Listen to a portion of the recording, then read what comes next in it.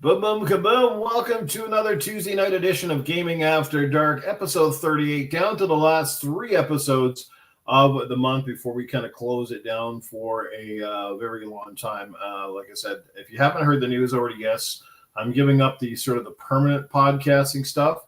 It doesn't mean that I'm not going to do the occasional Gaming After Dark. Like if the boys want to come on with me and there's lots of good news to talk about, you know, there might be the occasional GAD, but for the most part, I'm just kind of done with the weekly time slot and kind of the commitment sort of part of that. So, but I want to just say before bringing in the panel, thanks everybody with the great messages and the kind words and all that stuff. Like I said, I'm not going anywhere. I'm not quitting. I'm not taking a hiatus per se this time around. It's just I'm just kind of done with the committed level of podcasting, and everybody knows what I'm talking about. It's kind of when you just get a bit of a burnout and you just really don't want to commit yourself to a time slot in a day, particularly. I'll still be doing more gaming streams. I think that's where my focus is now, is to play some games and have conversations with the chat, and I think that works just fine. But anyway, it's going to be a dynamite show. We got some great topics. The chat is already rocking. So many amazing people in here. So let's get the show on the road, shall we? And let's bring in our incredible panel, starting with the man who has some of the best outtakes or opinions on gaming, and a lot of the times, you know, his opinion is right on the money. But like as a lot of people say, or they said in the movie Few Good Men, Jack Nicholson, you can't handle the truth. Well, Perry gives you the truth, and here he is, the GameComplainers. What's going on, chat room? What's going on, panel? How you doing, Newf? I'm doing great, brother. How are you doing tonight? I'm good. Good to see you, man. Glad you could be here. Yeah, it's going to be a dynamite show. We had a couple of good topics for sure. And like I said, the chat is rocking, so I'm sure they're happy that you're here. And speaking of people that are happy to be here, and I'm super happy to have them back again this week, is ProtoFoxy, our neighborhood red menace, is ready to drop it. Hey, what is up, everybody, you lovely people in the chat? What is up, Newf? What is up, Perry? You know what time it is? You know where your moms are at? I do. It's time for Gaming After Dark. Let's kick the tires and light the fires. Woo! Absolutely. I knew there was a funny smell coming from the back room, so now we know exactly it always is. Speaking of old things that smell, let's bring in Sir X-Men. He's ready to kick it. Dude, I take a shower twice a day. What you talking about? Why, you normally that dirty? You got to shower twice? No, I like to be clean. Cleanliness is next to godliness. One shower to wash your dick and the other one to wash your ass. You never know when you're gonna walk past a hot female, dude. You always gotta be prepared. Absolutely. Especially after you go after them women over there coming out of fucking K-Town. Nah. That's where you gotta wear the naked gun condom. Yeah.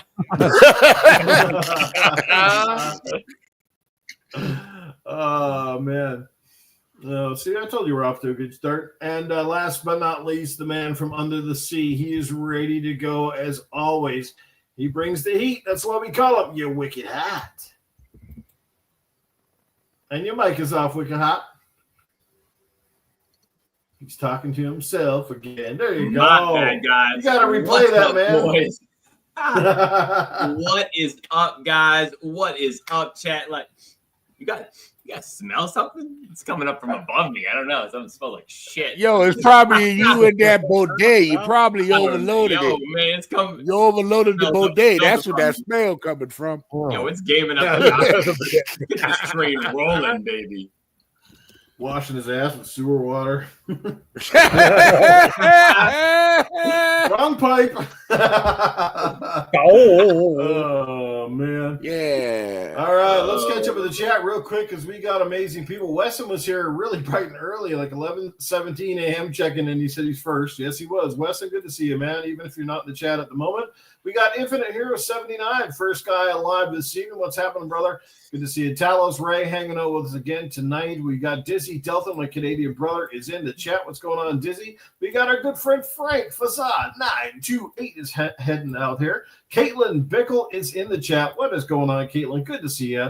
We've also got Draven Arrow. What's going on, brother? Good to see you. Jaguar Gaming Network in the building as well. Pop up the old cucumber emoji. I'm not sure what that's all about, but this he's wet and ready to go.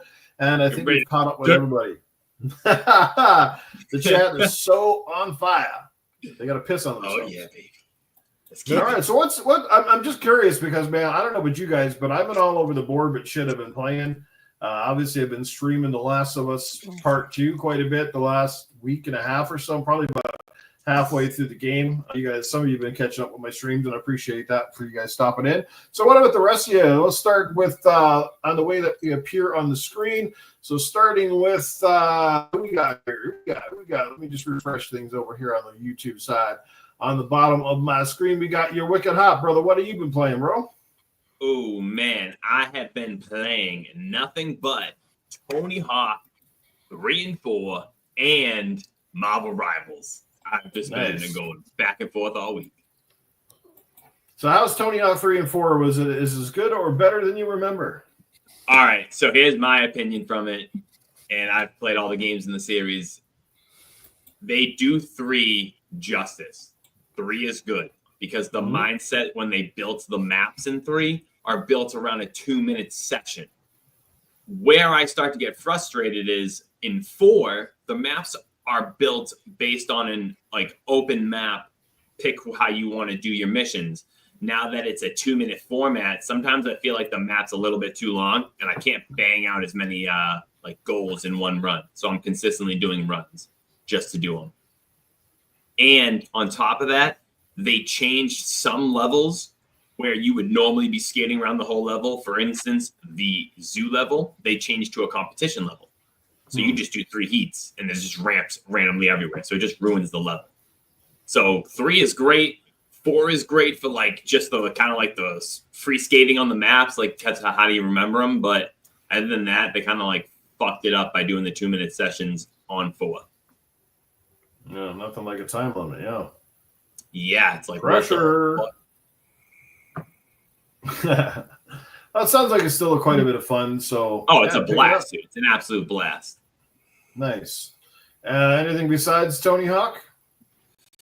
Marvel Rivals with the boys. Some Marvel Rivals, and I guess you've been playing that new Mecha Break game too, right? Yes, I played that. I played that a couple games here and there. Yep, I like a couple of mechs. I think I'm I don't even know, it's something like a heavy brawler. I think's the guy I am. So I am shooting a cannon that auto locks on people that fly and that are on the ground, and I have a battle axe. Nice, the battle axe. Good stuff. Well, we'll go to Sir X-Men next because I know he's been playing it. And he couldn't wait to talk about it last week, but apparently the game wasn't downloadable when we did the podcast, so he had to wait on it. So now he can kind of give us his take on Mecha Break and whatever else he's been playing. Bowling. Bowl. Dude, I got 3 more get fins to go through before I can get to the end of this damn game. Finally, but it's a bitch. I ain't gonna lie. These last 2 bowling events are a bitch. But playing Mecha Break, I told you, I play Sky Raider. I love Sky Raider. What else did I play this week? I played something. I think I played some spades this week, some hardwood spades this week, just to relax and chill out. You know what I'm saying? But I did play the Tony Hawk, the demo, and it felt a little loose a little bit, like the timing wasn't right when you tried to do a trick and balance it. No, I beat them all. I beat all the Tony Hawk. Carefully, I'm just kidding. I'm not messing. You got a lot of nerve, dude. I'm surprised you're old enough to remember Tony Hawk. But of course I have, because I played everything about it. But nah, it just fell a little off. It's probably I have to get used to the Xbox controller for it, because when you do something that was on mostly D-pad and one stick, it's hard to make that adjustment. So it takes a minute to, you know what I'm saying, configure your mind to be doing that. But nah, I'm ready. I want to do my manuals so I can carry my trick off. I remember it took forever to learn that in Tony Hawk to get it right. So it's just a new learning curve. That's all. That's the thing about those Tony Hawk games, man. Good. Easy to pick up, but fucking hard to master, dude. Mm-hmm. Yeah, those combos. But they're a ton of fun, man. I tell you, it's one of the few games. Most of us, at least me growing up, I never did skateboard, but almost everybody's owned a Tony Hawk game. So that's like where a video game transcended the actual, sort of sport or the activity it was built around. You know what I mean? So, long as I can get enough air to do my multiple Benihanas and my kick flip so I can multiply it while I'm in the air. It's perfect. Benihanas and air walks are my go-to. There you go, X-Men. We all hit the Y button to do the air walk. Yeah. Probably going all day. Nice. For you guys that play those games, what would you say? You like the Pro Skater series better than the ones that came after that? What were they called? It was Tony Hawk's Underground, right? And what was the ones after Tony Hawk? My favorite, after Underground. What was the series you had after that? Underground. My later favorite.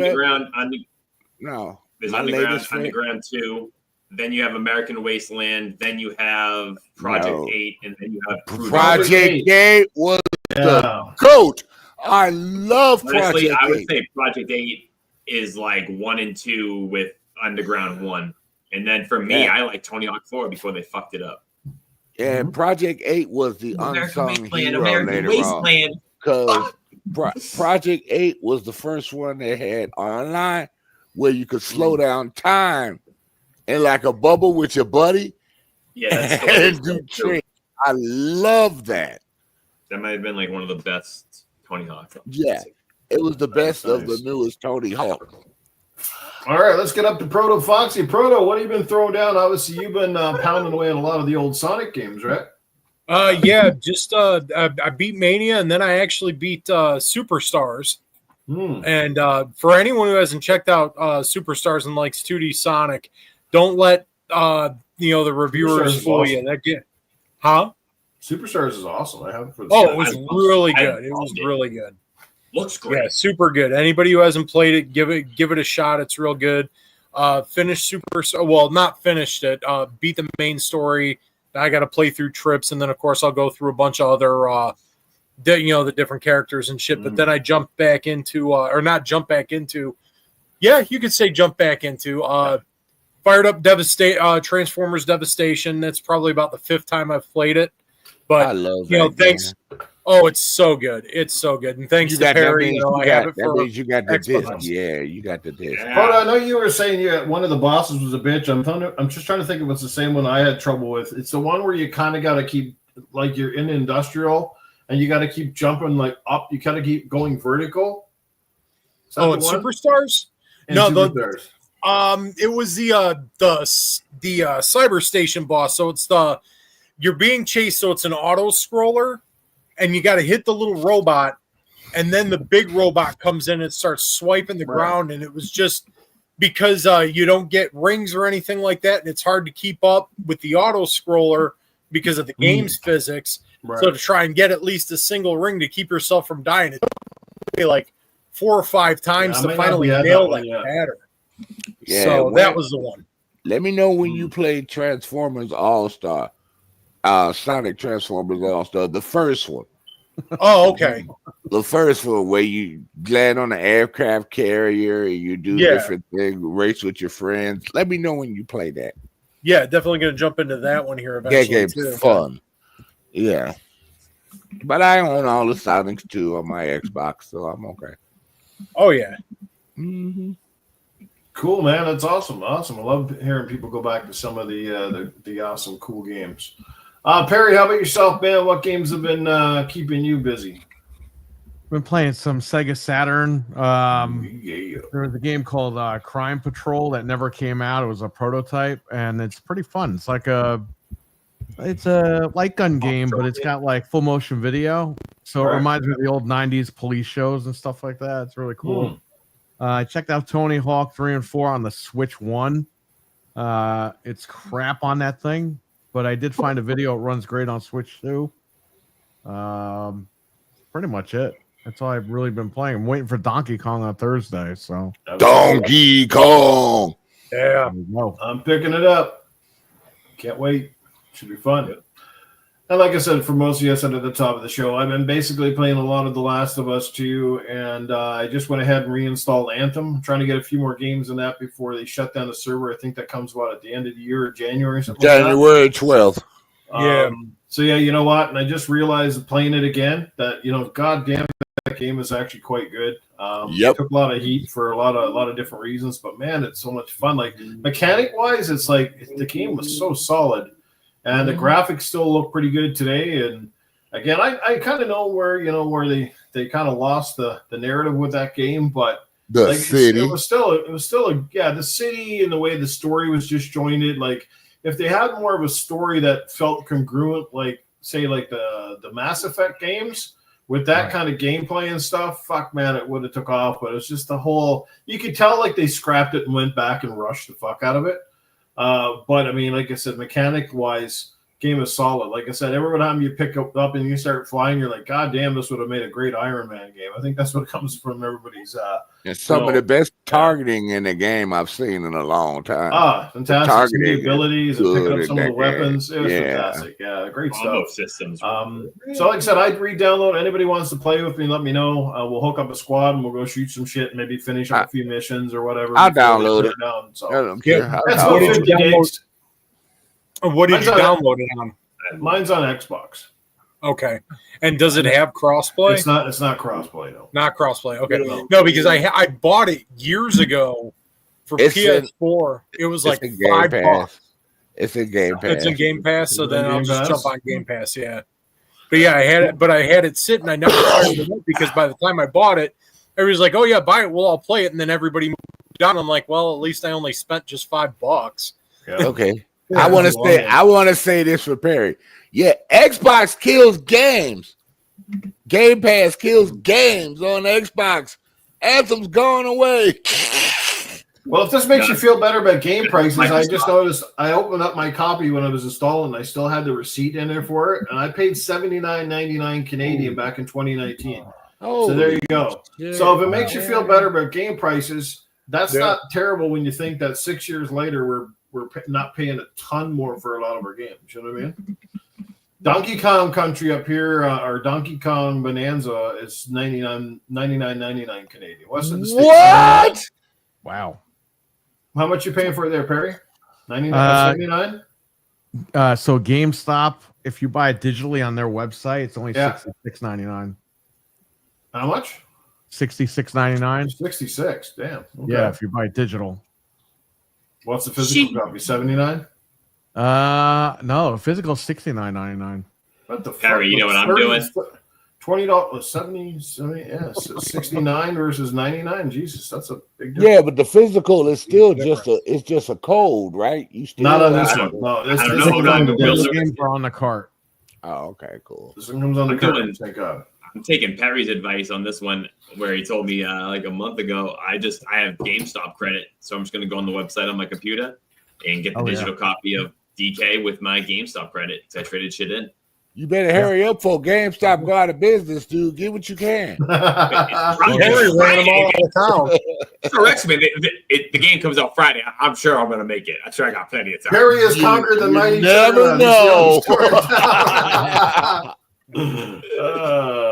If they shut down, I'll run to that door quick and I'll boot it down. Nah, I know you gonna bust open the window and just grab your shit.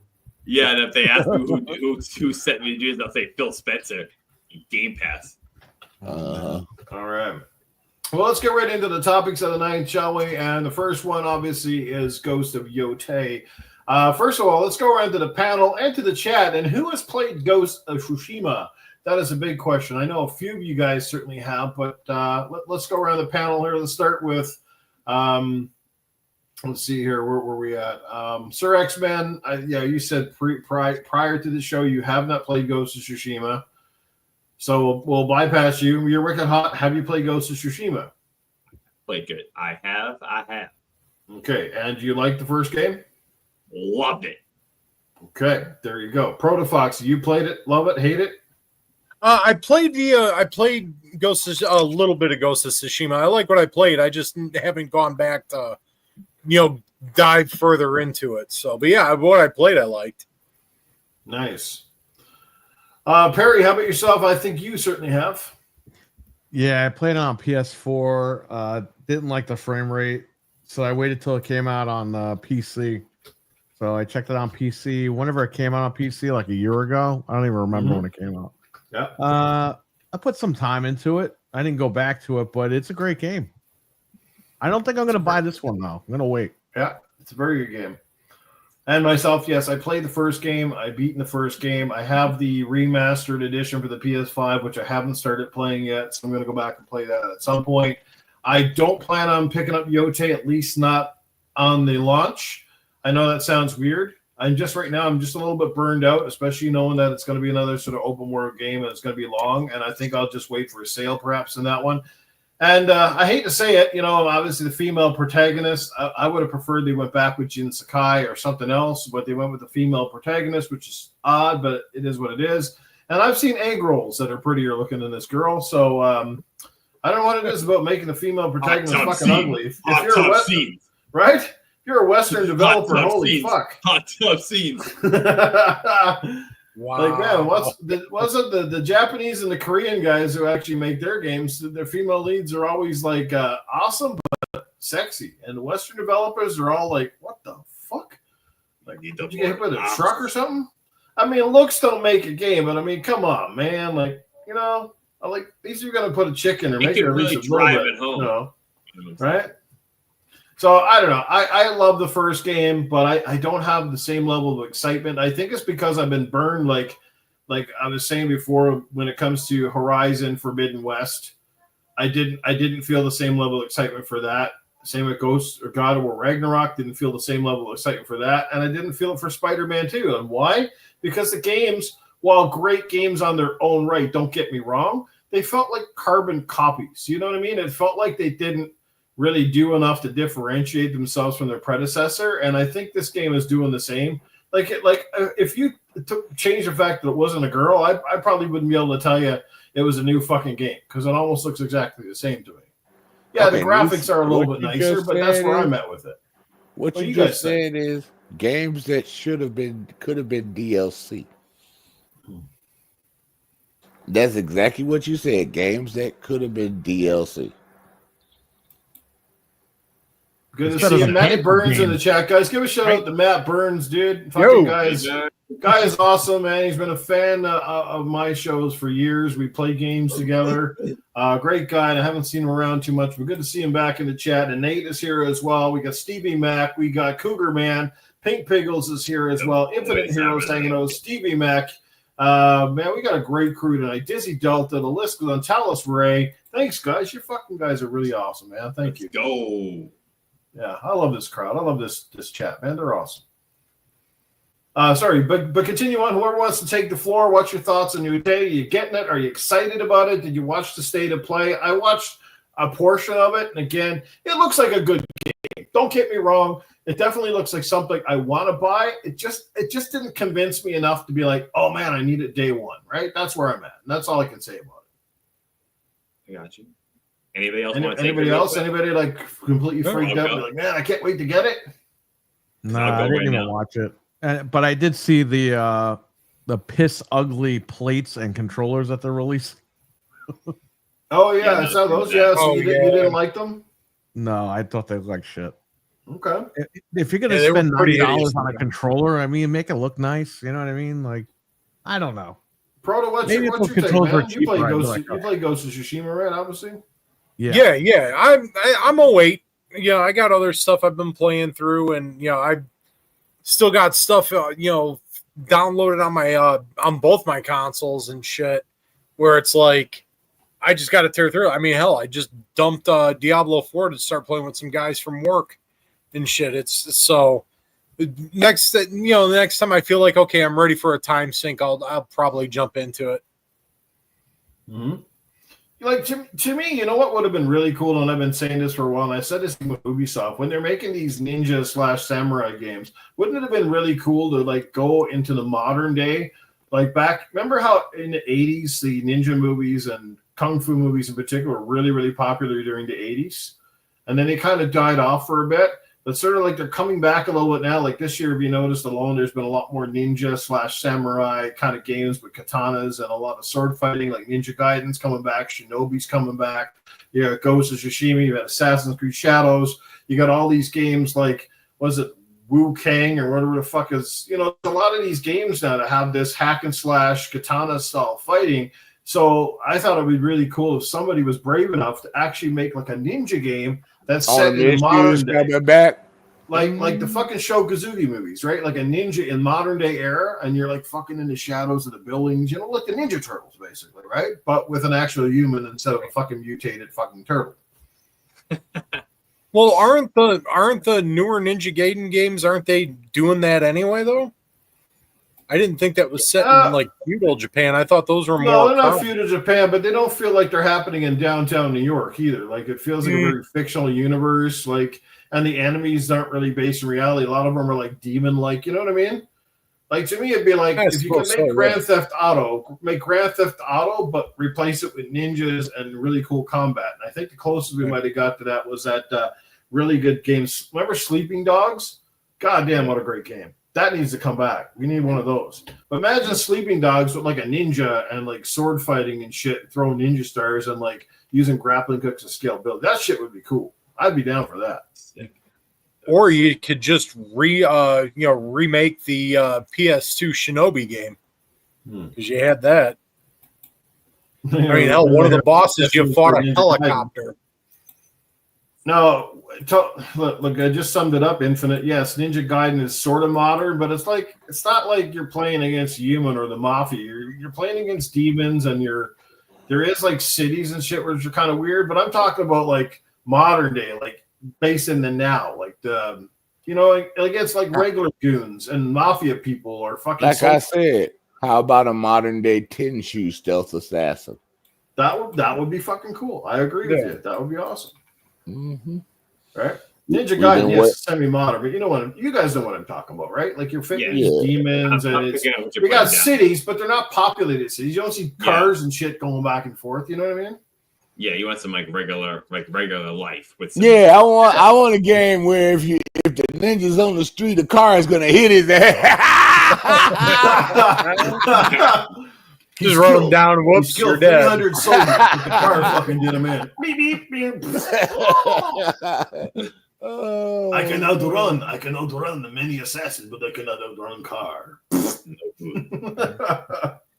You know what? So much for stealth, bitch. I've always wanted them to make an American Ninja game. Wouldn't that be cool? That would be so awesome, dude. That would be so awesome. Like, there's so many great stories. There's so much content out there to base stuff on. I don't know why it seems like they're always running out of fucking ideas. Like, And Michael Dudikoff is still alive. He can voice himself. Michael Dudikoff, yeah. See me, I was a Shogazuki guy. I love Shogazuki. Enter the Ninja, man. Enter the Ninja and Revenge of the Ninja and Ninja 3 The Domination. All those movies, awesome shit. They're corny and cheesy as hell when you go back and watch them today, but fuck, half the 80s movies were cheesy as hell. So, that's what made them great. The fucking really exaggerated sound effects and the weird, the weird props. Watch out! I get you. That's not scripted. You know how to do that. He's shadow boxing. Okay, question: how many of you guys would love a Drunken Master game? No, I'd be all over it. Absolutely. Give me Drunken Master all day. Yeah, your job is to find the liquor to increase your power. Yep. A game called Kung Fu Stars, and it's like all the legends of fucking the action movies all together in a game. Like Van Damme and Jackie Chan, and you know what I mean? They have soccer game. They have something like that, but it's not. On bad part is it's not online. It's Wu-Tang style versus Shaolin style. It's on the Xbox, but great fighting game. It just has I no. think I know the one you're online. talking about. I just can't remember it. Make another Shaq Fu game, oh Lord. Oh God. No. No, they tried doing that. They did a that last sequel one that that get into 2 Streets and years ago Rage. was good. The side-scrolling brawler that came out about 3 years ago was pretty good. That was a pretty good Shaq Fu game. That's like saying make a real Shaq steel Fu. game. Who the hell wants a real steel game? Oh God. Oh, that Yeah, movie Van Damme was is cool. horrible. But apparently, as Michael Jai White says, fucking Steven Seagal is the biggest fucking fraud out there and get his ass kicked. I totally believe it too. Steven Seagal's videos are so fucking bad when he's showing people training against him. All the dude fucking does, he's just like shit like this, and people are flying across the mat. Like, come on, dude. Fucking real MMA guy like Michael Jai White would kick your teeth so fucking far down your throat. Oh yeah, fucking, he know Michael Jai. You're fucking. Steven Seagal would throw the best of the best down at the ground. Oh God. Michael Jai is a 4-time black belt. Michael Jai is a 4-time black fucking belt legit. with Michael Jai 4 White's different amazing. types of different types of martial arts skills. He would mess him up bad. Yo, Steven Seagal one-hitter quitter to his ass. The only movie I was watching an interview with Michael Jai. Michael Jai White actually like sparred and stuff with Van Damme. He said, "Yeah, he's the real deal. Like those guys will actually throw some like punches and get hit sometimes." So yeah, but he was like, "Yeah," and Chuck Norris is another guy that's fucking legit martial arts, right? But yeah, but anyway, we're off fucking topic. But yeah, when does that not happen? You either give me Drunken Master, or you give me like a video game version of Sonny Chiba's The Street Fighter. Nice. That would be a hell of a fucking game. Indeed. And I got silence, so that means nobody here saw Sonny Chiba's Street Fighter. Yeah, well, you might as well say give me the Van Jean-Claude Van Damme version of Street Fighter. I mean, no. You want to watch some shit with the real deal? You watch Sonny Chiba the Street Fighter. That fucking movie's amazing. Mm-hmm. But anyway, sorry. Back on the Ghost of Yotei. I mean, how do people feel about the protagonist? I mean, if you've seen any of the videos at all, like graphically, you cannot say it's a bad looking game. The game looks amazing. I'm sure it looks better than the original. Some people say that it looks just like it.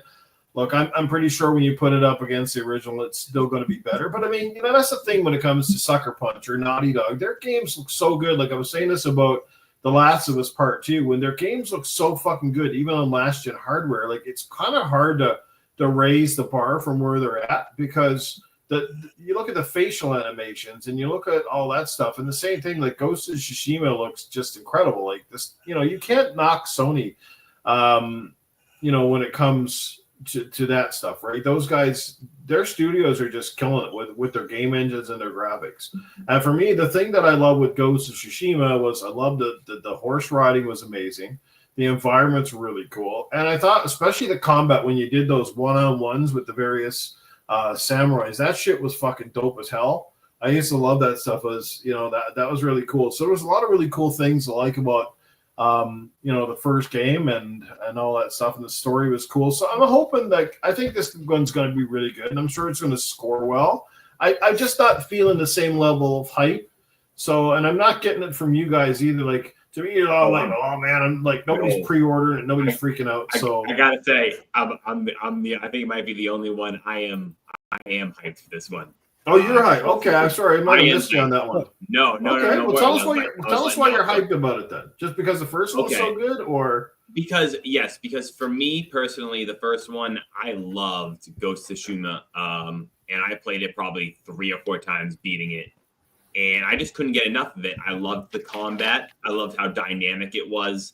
I liked, like you saying, the horseback riding. I just thought it was just such a good ninja game. It was such a good mix. The story made you feel some sort of way. It makes you have like an emotional roller coaster, kind of like Last of Us 2 does. Like it just captures you, makes you kind of feel a whole bunch of different ways.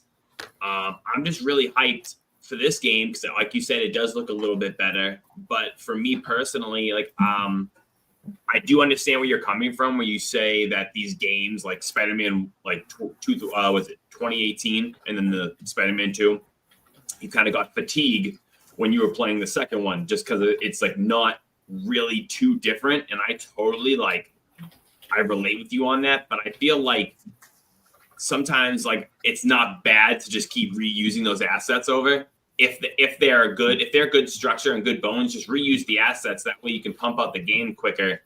I'm more on that side of the boat, where it is going to be very similar, but maybe in the second game, because of that, just cut down the story. But I think where you're saying we are kind of maxed out on graphics, the game looks so great, how can you get much better?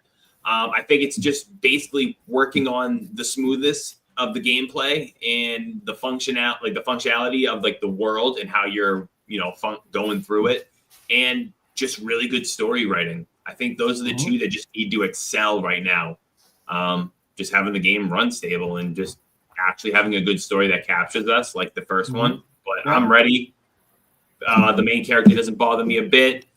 And yeah, I'm gonna pre-order it. I haven't yet though. I'm sorry, I'm not quite up on things, but Wicked Hot, have you heard anything about specs? I mean, in terms of what their targets are for the PS5 Pro and versus? I'm not too sure, but I would kind of broadly assume we're gonna get 60 frames, maybe at 4K, maybe a little bit less. Maybe you're looking at 1440. I think regardless, I'm gonna run it at some sort of performance over quality, whether it's a pro setting, maybe that's pro performance, pro quality, but I'm looking for the absolute smoothness when I'm chopping people's heads off from left to right. So I can pan off to it after and look off and see how good it is, but I'm ready for that, man. But I'm assuming you got to go anyway from 1440, 60 frames to 4K 60 at least. Anything less than that, and you're kind of why are we here? Have you played the PS5 the director's cut at all? Yes. So I played it 3 times. So that had a performance and a graphics mode, did it not? I'm pretty sure it did. I think I don't really remember. It's been a while, but I would assume so, just based off it being the PS5 version. And if it does, I would have picked performance. So we'll just go off that. But I played it once on the PS5, and I played it about 2 or 3 times on the PS4. Since we the boys brought it up in the chat, I think Perry brought it up first, and that's a game I'm actually more excited about than Ghost, and that is the new Onimusha. Oh, hell I yeah. like that. That game looks fucking dope. What kind of game is that like? Is it hack and slash? You never played an Onimusha Warlord? What's wrong with you, young man? You have problems. Swords, man. Jesus Christ. So in X's excitement, I will explain to you, and then I'm going to jump on you just like he did because you need to play him. So basically, Onimusha is like Resident Evil, but you're playing as fucking ninjas and samurais. So why the fuck haven't you played it? It's just because it's like Resident Evil. I don't know. And that final so boss, good. And that final boss, I ain't gonna tell them what kind of boss it is a bitching on the Mission Warlords. Yeah, but it is so worth it. Oh, it is. It's so good. Yeah, definitely. It's obviously a more linear game, and it is not a. I like linear. It has challenges, but it's not a Souls game, right? So that's definitely not. Okay, I was gonna say not. But it's also not jumping around and bouncing off walls and constantly parrying like Ninja Gaiden either. Yeah, it's not super hard. It's hard in its own way, but it's hard because it has puzzles in it. Yeah, it's definitely challenging. It's more, and I want to say the gameplay, not the storyline, because the storyline is outlandish as all shit. But the gameplay itself is very. The story is not bad. No, I'm saying it's outlandish in the sense that it's just like you definitely have to suspend disbelief, right? Because I love the story. I think it's great, and the fact that the sequels, you got different celebrities and they're and it wasn't like a couple of them were dead, because I think it was the protagonist in the second game. He was a Japanese actor that had passed away, and then in the third game, you had the guy who was the professional. I forget the fucking actor's name to save my life. John the French actor. Yeah. The frustrating part about Onimusha Wicked is you'll learn it when you play it. Getting the fucking right color code key for the goddamn door to move on. Yeah. Are you sure you're not colorblind? He's like, Sounds like he's got some demons. No. Y'all know what I'm talking about the color code, the key to Yep. open up Oh, the yeah. door. You got to go here, there. He'd be like, why the fuck is that way over there? Well, that sounds like But they took it's a a great strategy game. right out of the fucking Resident Evil games where you got to constantly backtrack to get a fucking key card for the fucking door you've seen 20 But minutes I ago. didn't mind. I didn't mind that because I had fun along the way. I kept getting orbs to boost my character level up, so it didn't bother me. You know. But But yeah. I did. You sparked a question, guys, earlier, and instead of sword fighting, why can't we get one with a martial arts person fighting his way through the story? Has there ever been a game like that where you just use the martial arts other than character? You know what I'm saying? Well, like 3D. No weapons, just regular martial arts, like you're fighting martial arts with your hand and your feet and stuff. Right. I don't think I've rarely seen a game like that unless it's a fighting game, but that doesn't count to what I'm talking about. That one, Sir X-Man, if you try, is it in Game Pass? Sifu? Oh, you know what? Well, no, because they do have weapons later. I was thinking there were a couple of Dreamcast games. I know Blue Stinger was one where you actually did a lot of hand-to-hand combat. It was that style, but you ended up picking up weapons along the way too. So was Shenmue. Shenmue was like that. Oh yes, Shenmue. That's right. Can't believe I didn't even think of fucking Shenmue. That's because you're getting old. You're losing your memory. Yo, I don't want to hear shit out of you talking about it. Nah, but you rarely seen games like that, dude. Where you're just using your fist, your feet, your mind, your body to fight through. Here's one for you, Sir X-Men, built just for you. Oh, not that one. Yeah, This Dizzy. one. Yeah, Dizzy dropping. This one. Uh-oh. What? Dizzy dropping Yakuza. Got to put up reading glasses, X. You got to read it. I said I ain't reading that shit. A new kung fu game called Some Dumb Cock, where you have a dildo and nunchucks and beat the cum out of people. I'd buy that for $1. Wow. You guy beat off guy because I'm married. Together with the and like Jesse nunchucks, Dalton that said, if would you want to be play like a kung fu game, twen- just play the fucking Yakuza games. That's what they're about. Just go around. Yeah, and that kick the would shit be out of like a 20-foot cock. Damn. Damn, everybody was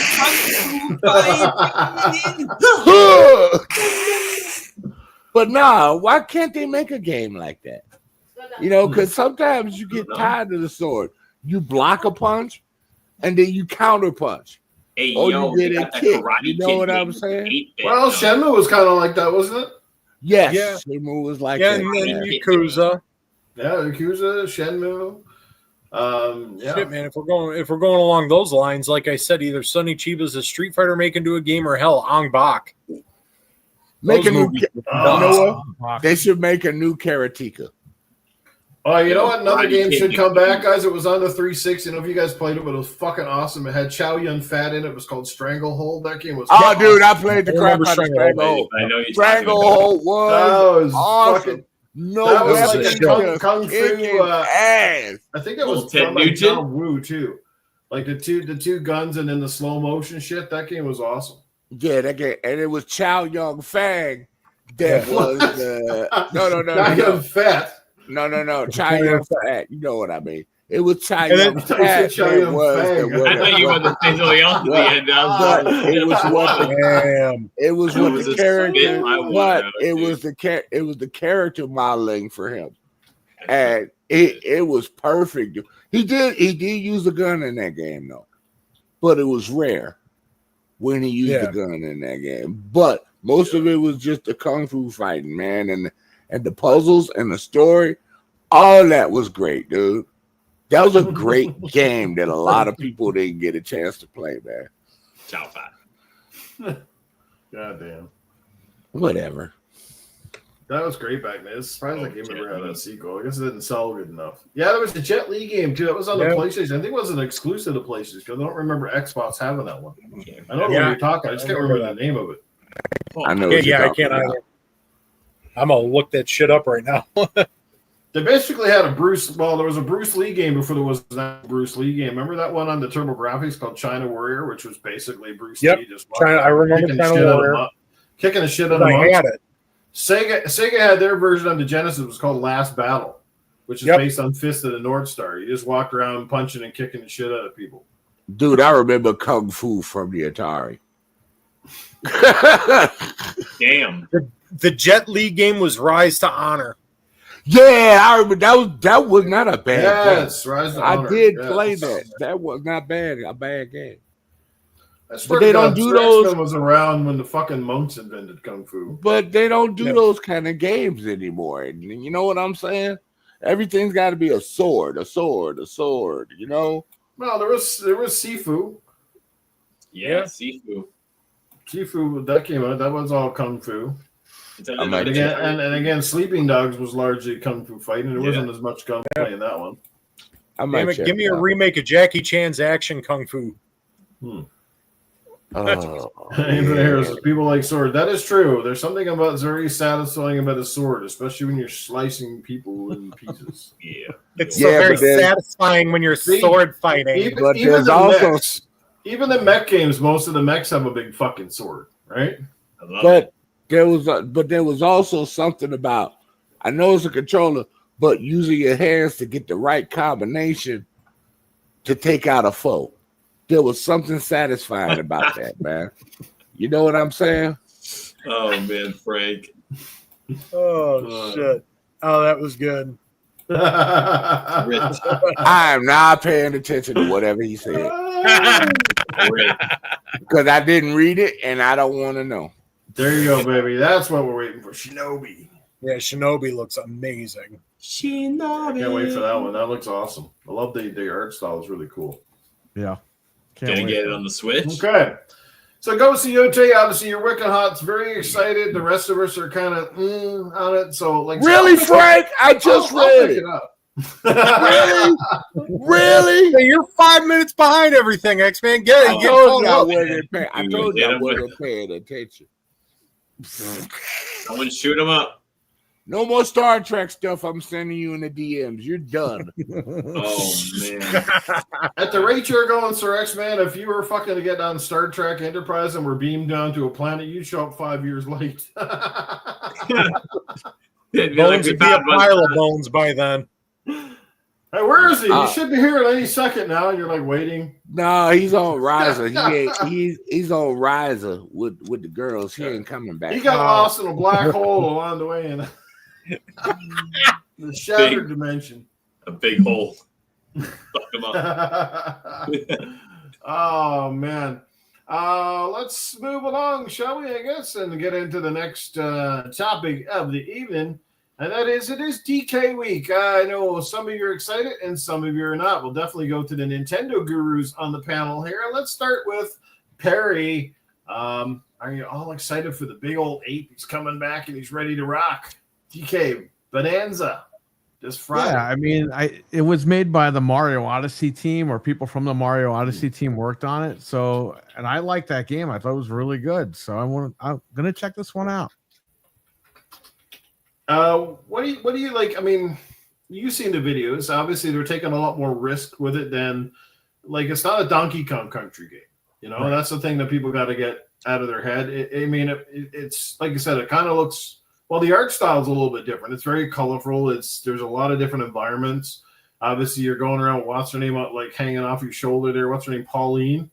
Yeah. That sort of thing. So it looks like there's a lot of things you can kind of turn into, and you can do lots of crazy moves. So it looks like it's a very, very cool game, a lot of fun. And I don't know about you guys, Perry, but like we don't outside of Nintendo, we don't see a lot of great platformers. And and the DK games are great, especially the country games. But this one looks like it's about ready to break the mold a little bit and give us something definitely different than Mario. And again, the game industry needs these games. Like, you know what I mean? Like, a lot of people with their kiddie games or blah, blah, blah. But honestly, God, I don't know how many of you guys sit down sometimes in an evening and you're just like, I really don't want to fucking play another game that's going to smash my fingers and beat my brains out for fucking 2 or 3 hours. You just want to play a chill game that's fun, that you don't die 5,000 times in the first half. You know what I mean? So how do you feel about it overall, man? What's really exciting you about the game? Anything that stands out to you, though? Well, when I first saw the game, I was like, this reminds me of Hulk Ultimate Destruction. That came out on the original Xbox, or what was it? The 3, and then the 360, they had that Sega version of the Hulk, Incredible Hulk. And it was kind of like that. It was really cool. Awesome, so I was like, hey, I'm down to check it out. So it's the Mario Odyssey team, or at least some of the people from it made it. Yeah. Well, that's a good thing, because I mean, that Mario Odyssey was a fantastic game. Yeah. At least I thought it was. And it still looks good and plays good today. Yeah, that's why I'm pretty excited about this one. So I'm going to check it out and see how it is. Now, I think it's only one player, though, correct? I don't think you can play 2 players. I believe it's 1 player, but who knows? Yeah, who knows? Sometimes they have that weird co-op thing where you can take control of something else. Yeah, and sometimes they add co-op in or something. It depends on how the game does. So if it sells well, maybe they'll add it. Who knows? So I know Proto doesn't have a Switch 2, and Sir X-Men doesn't have it. So I'll have to go to you on this when you're working hot. How do you feel about DK? You excited? I think you're getting it as well, right? Oh, yeah. I am grabbing that sucker day one. I'm just going to pre-order it online soon, probably in the next day or 2. But okay, so you guys are picking it up digitally or physically? Digital, baby. Okay. I'm going to get the cartridge copy at the store. And yes, for those of you who didn't know, this one actually comes on a card and not a key code. Ooh, I like the sound of that. I'll be picking this one up in the store. That's dope. For those of you not familiar with the Switch, if you're not sure if the game is on the cards or if it's a key code, look on the bottom of the cases in the store, because it has a little strip that tells you this is a key code only and not like on the actual cartridge itself. Right? Gotcha. Which is kind of still weird. Like, why would you just put a case in the fucking cabinet and then you sell someone a code? Why wouldn't you just buy it digitally? Yeah. But I think there's something to do with trading it in, though, isn't it? You can still trade in the key codes or something, can you not? You could trade them into GameStop, but they give you a lot less value for them, which is crappy. But you could trade them or sell them. Yeah, like my mantra with the Switch 2 is I'm only going to buy the games in a case if they're actually on the card. Right. And I think from the launch games, I think it was only Cyberpunk and Mario Kart that were on the actual cards. I think everything but those 2 games was a code. Yeah, a lot of third parties are going to do that to save money because Nintendo sells a different size carts, and it depends on the companies, the third-party companies. Nintendo confirmed that all first-party games will be on the cart, but we'll see how long that lasts. I think they just put a survey out, too, about the game cards. They asked their customers in Japan, hey, is this something that you're cool with? I don't know. We'll see what that. I think it's going to change. I think a lot of, at least I kind of hope it changes, or maybe there's options. Maybe there's a key card version and there's not a key card. Like, I mean, I guess it depends on how big the game is and how much of it can legitimately fit on there without, exhausting that. But I think that should still be an option. If you're going to put a case in, again, it's like people selling those fucking steel cases and there's no game in it. It really defeats the purpose. So what's the point of your steel case if there's nothing to put in it? Why don't you just give people a poster or something? You know what I mean? That's like fucking stupid. Yep. I mean, I think the steel cases are cool, but it just kind of dumb. You open it up and it's like, well, where's the game? You're like, no, it doesn't come with one, but yet it has a thing inside the steel case to hold a disc. So make it make sense. Right. Either which way, nobody's wrong, nobody's right, and this is the least of our troubles is worrying about how to fucking play it. It's bottom line is you got the game, but I'm going to buy the physical version just in case. Again, it's something I do want to trade down the road. I can use it for new phenomics, right? Yep. That's right, baby. There it is. It's going to be a good So you guys day. excited about all the destruction stuff? Because destruction looked pretty cool. That's something you don't see in a whole lot of these kind of games. It's Looking forward to different. I think it looks exciting. It's new. It's something to look forward to. I think it's going to have some longevity play to it, just based off like what they had in the direct. Is just so much to do other than just beating the story, you know what I mean, or just like A to B, just doing the whole story. I'm pumped. We haven't had like a 3D one, like I think Frank was saying, since 64, and like you were saying, Newf, it kind of makes it. I've started to realize maybe they're gonna like start 2 series, but within each other for the DKs. You have the Donkey Kong Countries, which is going to be your 2.5D game. That's going to look great, but it's going to be a side scroller, and then you'll have your Donkey Kong with a name, Donkey Kong with a name, and that'll be your three-dimensional, Mario Odyssey-esque Donkey Kong. I think it kind of sets up a good future. They're kind of like how Sonic is doing it. You know what I mean? They have the 2.5D, they have the 3D, they have the 2D old school.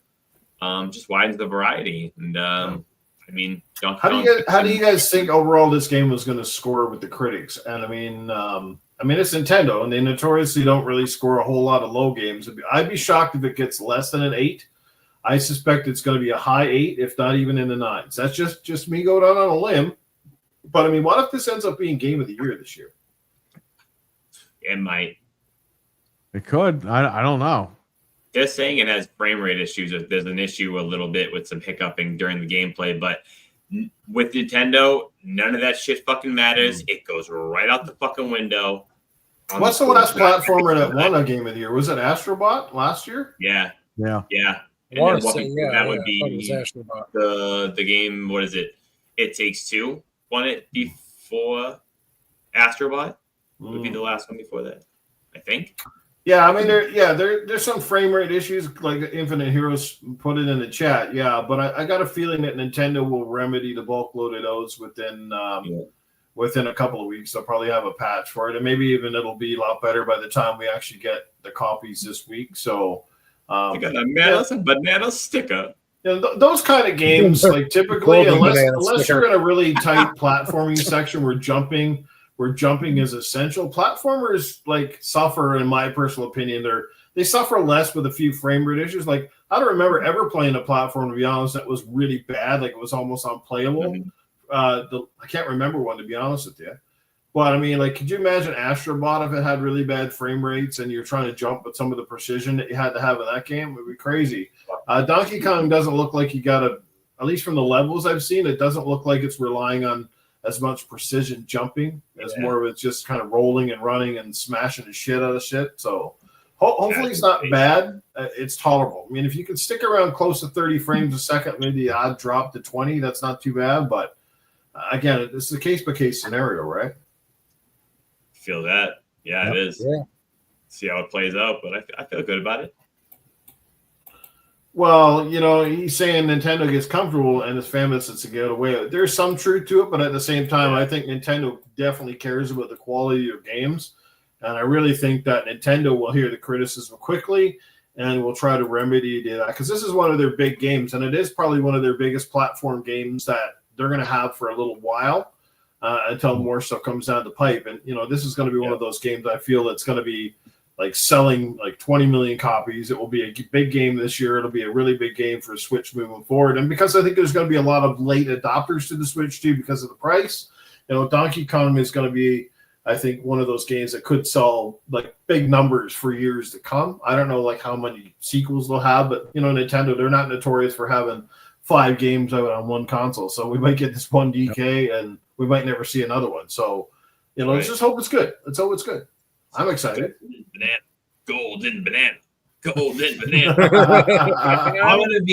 I'm gonna be playing Donkey Kong in the golden banana in a banana hammock, eating a banana. That's serious business. That is gang how we fucking bang and hang around here, baby. Me and hockey fan chilling side by side. Oh man! Speaking of DK, since a lot of us, again, there are some people on the panel that are not going to be able to play this, but pretty much everybody who's on this panel has played a Donkey Kong game at some point, whether it's the original Donkey Kong going back to the 80s or the stuff that came out, obviously, the Nintendo's Super Nintendo, to be honest with you. As much as Mario World was a huge seller for that console, I think a lot of us have to acknowledge that when Donkey Kong Country came out, it changed the landscape. I remember when Donkey Kong Country came out, that's around the same time that the 32X was coming out, and Nintendo's marketing was kind of like, here's this 32X with all this power, and look at our game running on a 16-bit Super Nintendo, and how good it fucking looked. And I remember Nintendo at the time, they even sent out promo videos. I actually have the VHS tape at home. They sent me a VHS tape of Donkey Kong Country. In the came in a green sleeve with bananas on it. And it was like that's on a different level of marketing back in the day when they actually sent you a video of basically like here's a video of Donkey Kong Country running on a Super Nintendo, and I was fucking stoked. I bought that game day one, and I tell you that still goes into my probably top 5 Super Nintendo games of all time. And the original, because the other ones I don't know, I just couldn't take to the sequels as much, but the first game was just fucking a beauty. That soundtrack, man, underwater when you're on fucking the swordfish and the graphics and then the Diddy Kong, and all those secret fucking passages, and that game was just dope, man. It was awesome. It really was, yeah. And as easy as that fucking beaver was, the first boss, it was funny when you beat him because he goes, right? It was just that fucking game was just awesome, and you can play it today, and it hasn't aged a bit. It's like it's still as good as you remember it, and that's hard to say about a lot of 16-bit games, but that one you pick up and it's like, fuck, this game is still good. Yep. That's how you know it's a classic. Yeah. Right? Definitely. Mario man, 3, sure. yeah, Super Mario World. Those are some of the games that just, man, they aged, but they didn't age. You could go back and still have fun. You can't say that about a lot of 16-bit or 8-bit games. You go back and like, God, these games are shit. Donkey Kong is not one of them. The only game I played for that console that I loved was Star Fox, and I think 1080 skateboard was on there. Paperboy, right? That was pretty much it. Yeah. What? And you know what? You know what's crazy about this whole Donkey, going back to that and taking it off a different route? Donkey Kong Country was made by Rare. And to me, seeing that logo and seeing that game was what put Rare on the fucking map. And to think that Rare hasn't done anything even close to that significance since they got bought under Microsoft tells you how fucking stupid, how mismanaged, and fucking dumb Xbox and Microsoft really are. Hey, because there you have a studio that fucking blew. Come on. Banjo-Kazooie out in fucking limbo. Conker fucking twiddling his dick somewhere off in the Netherverse. Like fucking Perfect Dark, they handed it over to fucking Initiative, and look what happened there. So can Rare literally be fucking any stupider? It's the one company I expected more of, and this is the bullshit. Rare did make Sea of Thieves. Oh my god! Fucking That's the most all they're doing now. fucking goddamn game ever. Like fuck, I wish that game would die. Jesus, I wish that boat would literally sink. They never did finish building the Kraken. It's still fucking 4 tentacles with no body on it. What the fuck? Right? Goddamn bitch. And don't get me wrong, I like me some Sea of Thieves. It's a fun fucking game, and it's great with your buddies. But that's all they fucking done now for what? Almost 10 years now? Yeah, 2017, I think, is when that game came out. Like fucking what? 2 more years is 10 fucking years of riding around in a fucking boat. People that look about as ugly as your fucking ex-girlfriend. You know? Jesus. I love the design characters. Nah, Rare also made Cameo, dude. And they had some other games in between there. Cameo was a good game. I like to sit on that. Gotta get those cinnamon bun noses that they have for the characters in that game. Oh my god, dude. I'm like a big old shirtless dude just running around. Yeah. Like Frank says, we want to see the big tit sunflower come back in a Conquer sequel. Come on. Where's the ingenuity? I missed that. They put it in Game Pass. But the thing is, see, Infinite. Yeah, Rare. Why don't you make the new Viva Pinata? Why don't you? I get it. A lot of the people that made some of those, but it doesn't matter the personnel. The thing is, the company should be represented. I mean, I'm pretty sure a lot of the people that fucking built the first Ford cars aren't working at the company today, but the company still has to stand behind their principles, what they stand for, the properties they make. Like Xbox, you can put different people on Halo, but you're still going to make it fucking Halo. Like, that's the point. You know, you can change the personnel, but you got to have people passionate about the project. Don't tell me that Rare can't hire fucking developers that grew up and played Donkey Kong Country and Banjo-Kazooie and all those fucking games and would not want to come back and build a bigger, better game. You know what I'm saying? I'm missing the boat here. Where's the dedication? Where's the pride? Where's the heart? That's all we want. That's all because I'll tell you where all that went. They got gutted at Rare. So yeah, because it's a damn shame because all these titles were, all these Rare titles we're talking about, all the classic shit. We don't see nothing from them anymore. And especially, I think like the majority of the shit we're talking about now was on the Rare replay, which Dude, they went out and spent a couple $100,000 building him a fucking. They built him a new dev studio with fucking solar panel roofing. I mean, what else do you fucking need to know? Didn't Rare make Conker's Bad Fur Day? That's right. They did. Everwild. And Banjo too. And even Yeah. Banjo Nuts and Bolts on the fucking 360, which is a pretty fucking cool game. less said And about Cameo. that one better. Right? And Cameo. They I said Cameo. Mouths. when they fucking canceled their Everwild game, I was so happy about. Now Everwild is fucking canceled. Yeah, Right? Everwild's gone. I don't know what the hell that was about. Probably dominatrix with the animals, some shit. Jesus. You could imagine if it was, though, right? It's probably some transvestite fucking fairy trying to find her way through the goddamn forest, find a nose ring of It's in power. Game Symbols. Pass!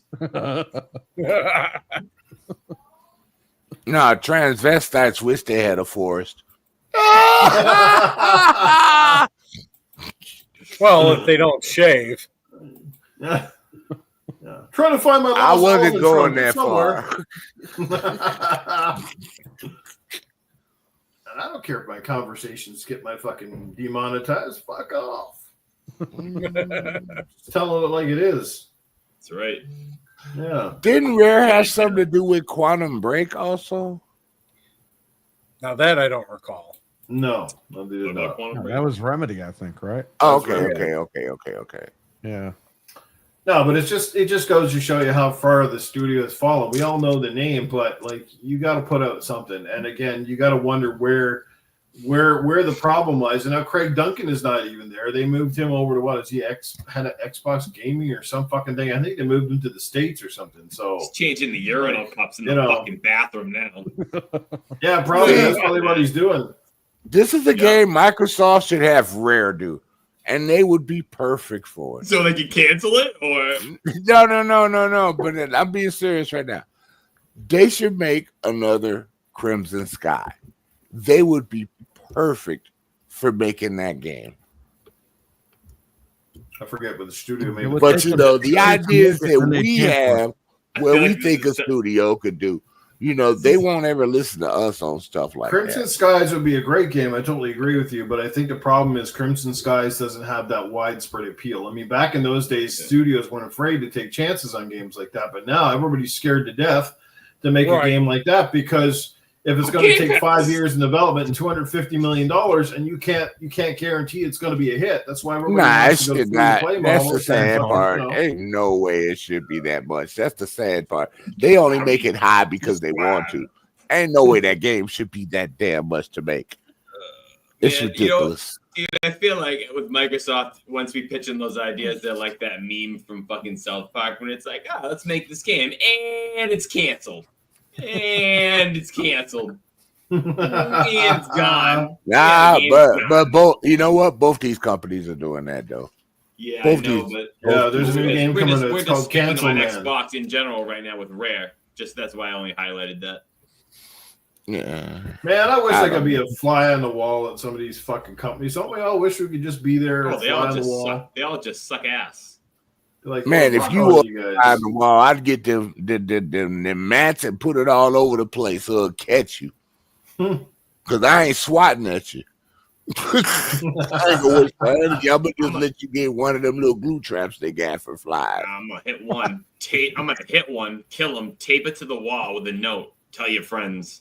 So now they know that boy just got fucking clapped up. Oh man. Anyway, guys, the conversation was about Donkey Kong Bonanza. Donkey Kong Bonanza comes out on Friday. Like I said, at least 3 of us on this panel will have it and should be able to tell you more about it next week. If it's a hit, if it's a miss, how it performs, all that good stuff. In the meantime, what else was big news this week that we probably haven't discussed yet? Anybody have anything they want to bring up on the show here? Halo remake might not have multiplayer. I do want to actually. It's funny. I did want to bring that up as well, Perry, because I okay. Have well, take it away. Take it away. Tell us about it if people haven't heard about it. Let's go. So I heard that Halo, they're remaking Halo Combat Evolved again, and it might not include the multiplayer because they just want to do story mode or whatever. And the excuse is, well, the original Halo Combat Evolved didn't have online multiplayer. It's like, No, it didn't. I have a question. So you're saying it might have multiplayer, but it just won't be online multiplayer? No, they're saying they might not even put They're local just going to in it. nix it. I It's have just going to be I a have, campaign like Doom. Let me just say personally, I would like to see online co-op for the campaign, but I really could care less for online multiplayer for the first game. Yeah, if it's in the Master Chief collection, there's no reason why it can't be there. But I just don't think that with the older. Have you guys gone back and played the original Halo? Like it's pretty rough now compared to playing that too. I thought it aged well because I recently just went through all the Halos again, and the first one, Combat Evolved, I felt like it aged pretty well. Yeah, it was fun. I did it. It was fun. I enjoyed it, and I did co-op with my friend, and we had fun. Yeah, especially when we got to the beach. Oh, that was fun. So are they saying this is coming out next year? Yeah. This Halo is going to be quote unquote coming out next year. All jokes aside, they haven't even given a tentative date. I can totally see it coming out because this is a great way to introduce PlayStation players to the Halo franchise if they've never, especially if they do it with all new graphics and a few upgrades, so to speak. Get people into it. I mean, there's debates about I think Mag was saying it'd be great if at least they put the sprint in. Now that could change the dynamic of the game a little bit, but I think you got to modernize it a little bit because I think the design of Halo was a product of its time, and not so much because of that was the way it was scripted. I think now if you look at Halo and Master Chief's evolution, it'd be nice if they could blend a little bit of the new with the old, but still make it Halo, right? You don't want to be too fucking corny and give them powers and shit like those, the perks and stuff, but make it a little more modern so that people wouldn't be like, God damn, this game was as slow as fucking shit. You know what I mean? Is this one going to be an Unreal Engine 5? Is that going to be? Yeah, it's supposed to be Unreal Engine, yeah. Okay, so on top of that, guys, I have a question to kind of ask you guys. With them not putting the multiplayer in there with the remake of Halo 1, maybe it's for a reason.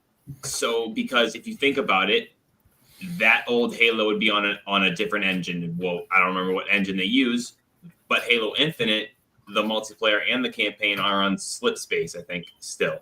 So do you think that they're going to re-implement a new multiplayer that is free to play on Unreal Engine 5 so that you're playing on Unreal Engine 5 on PlayStation and Xbox as well? So it's almost unified in that aspect.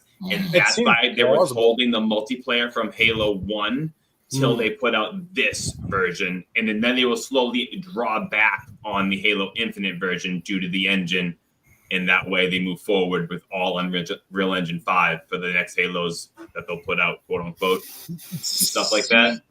See, the speculation I'm having, at least on my end from it, because you mentioned the Halo 1 engine, they haven't used that. God, I think they revamped it even with 2. The original Blam engine doesn't cease to exist.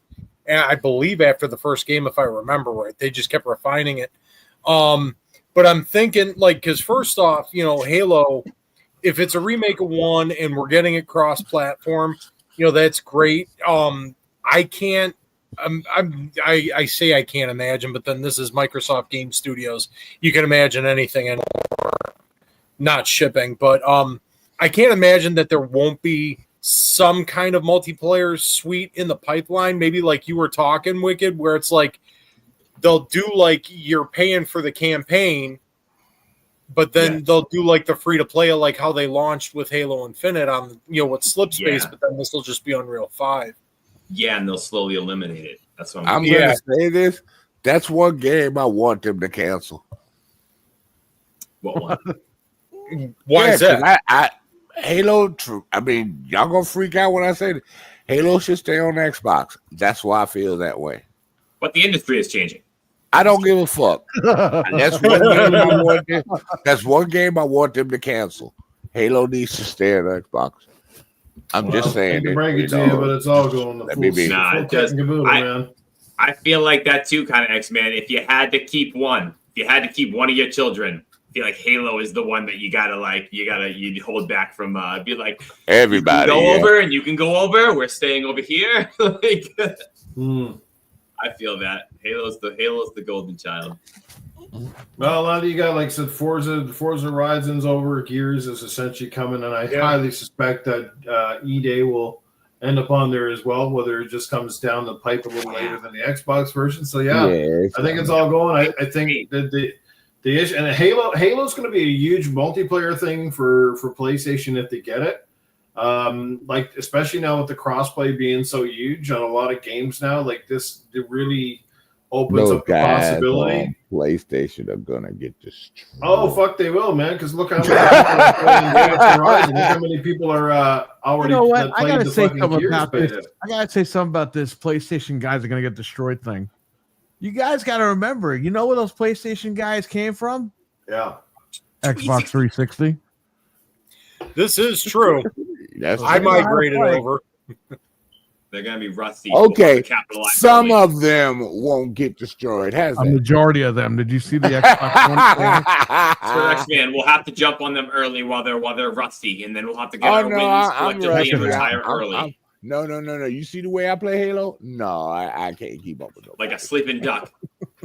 Yeah, I can't play like I used to.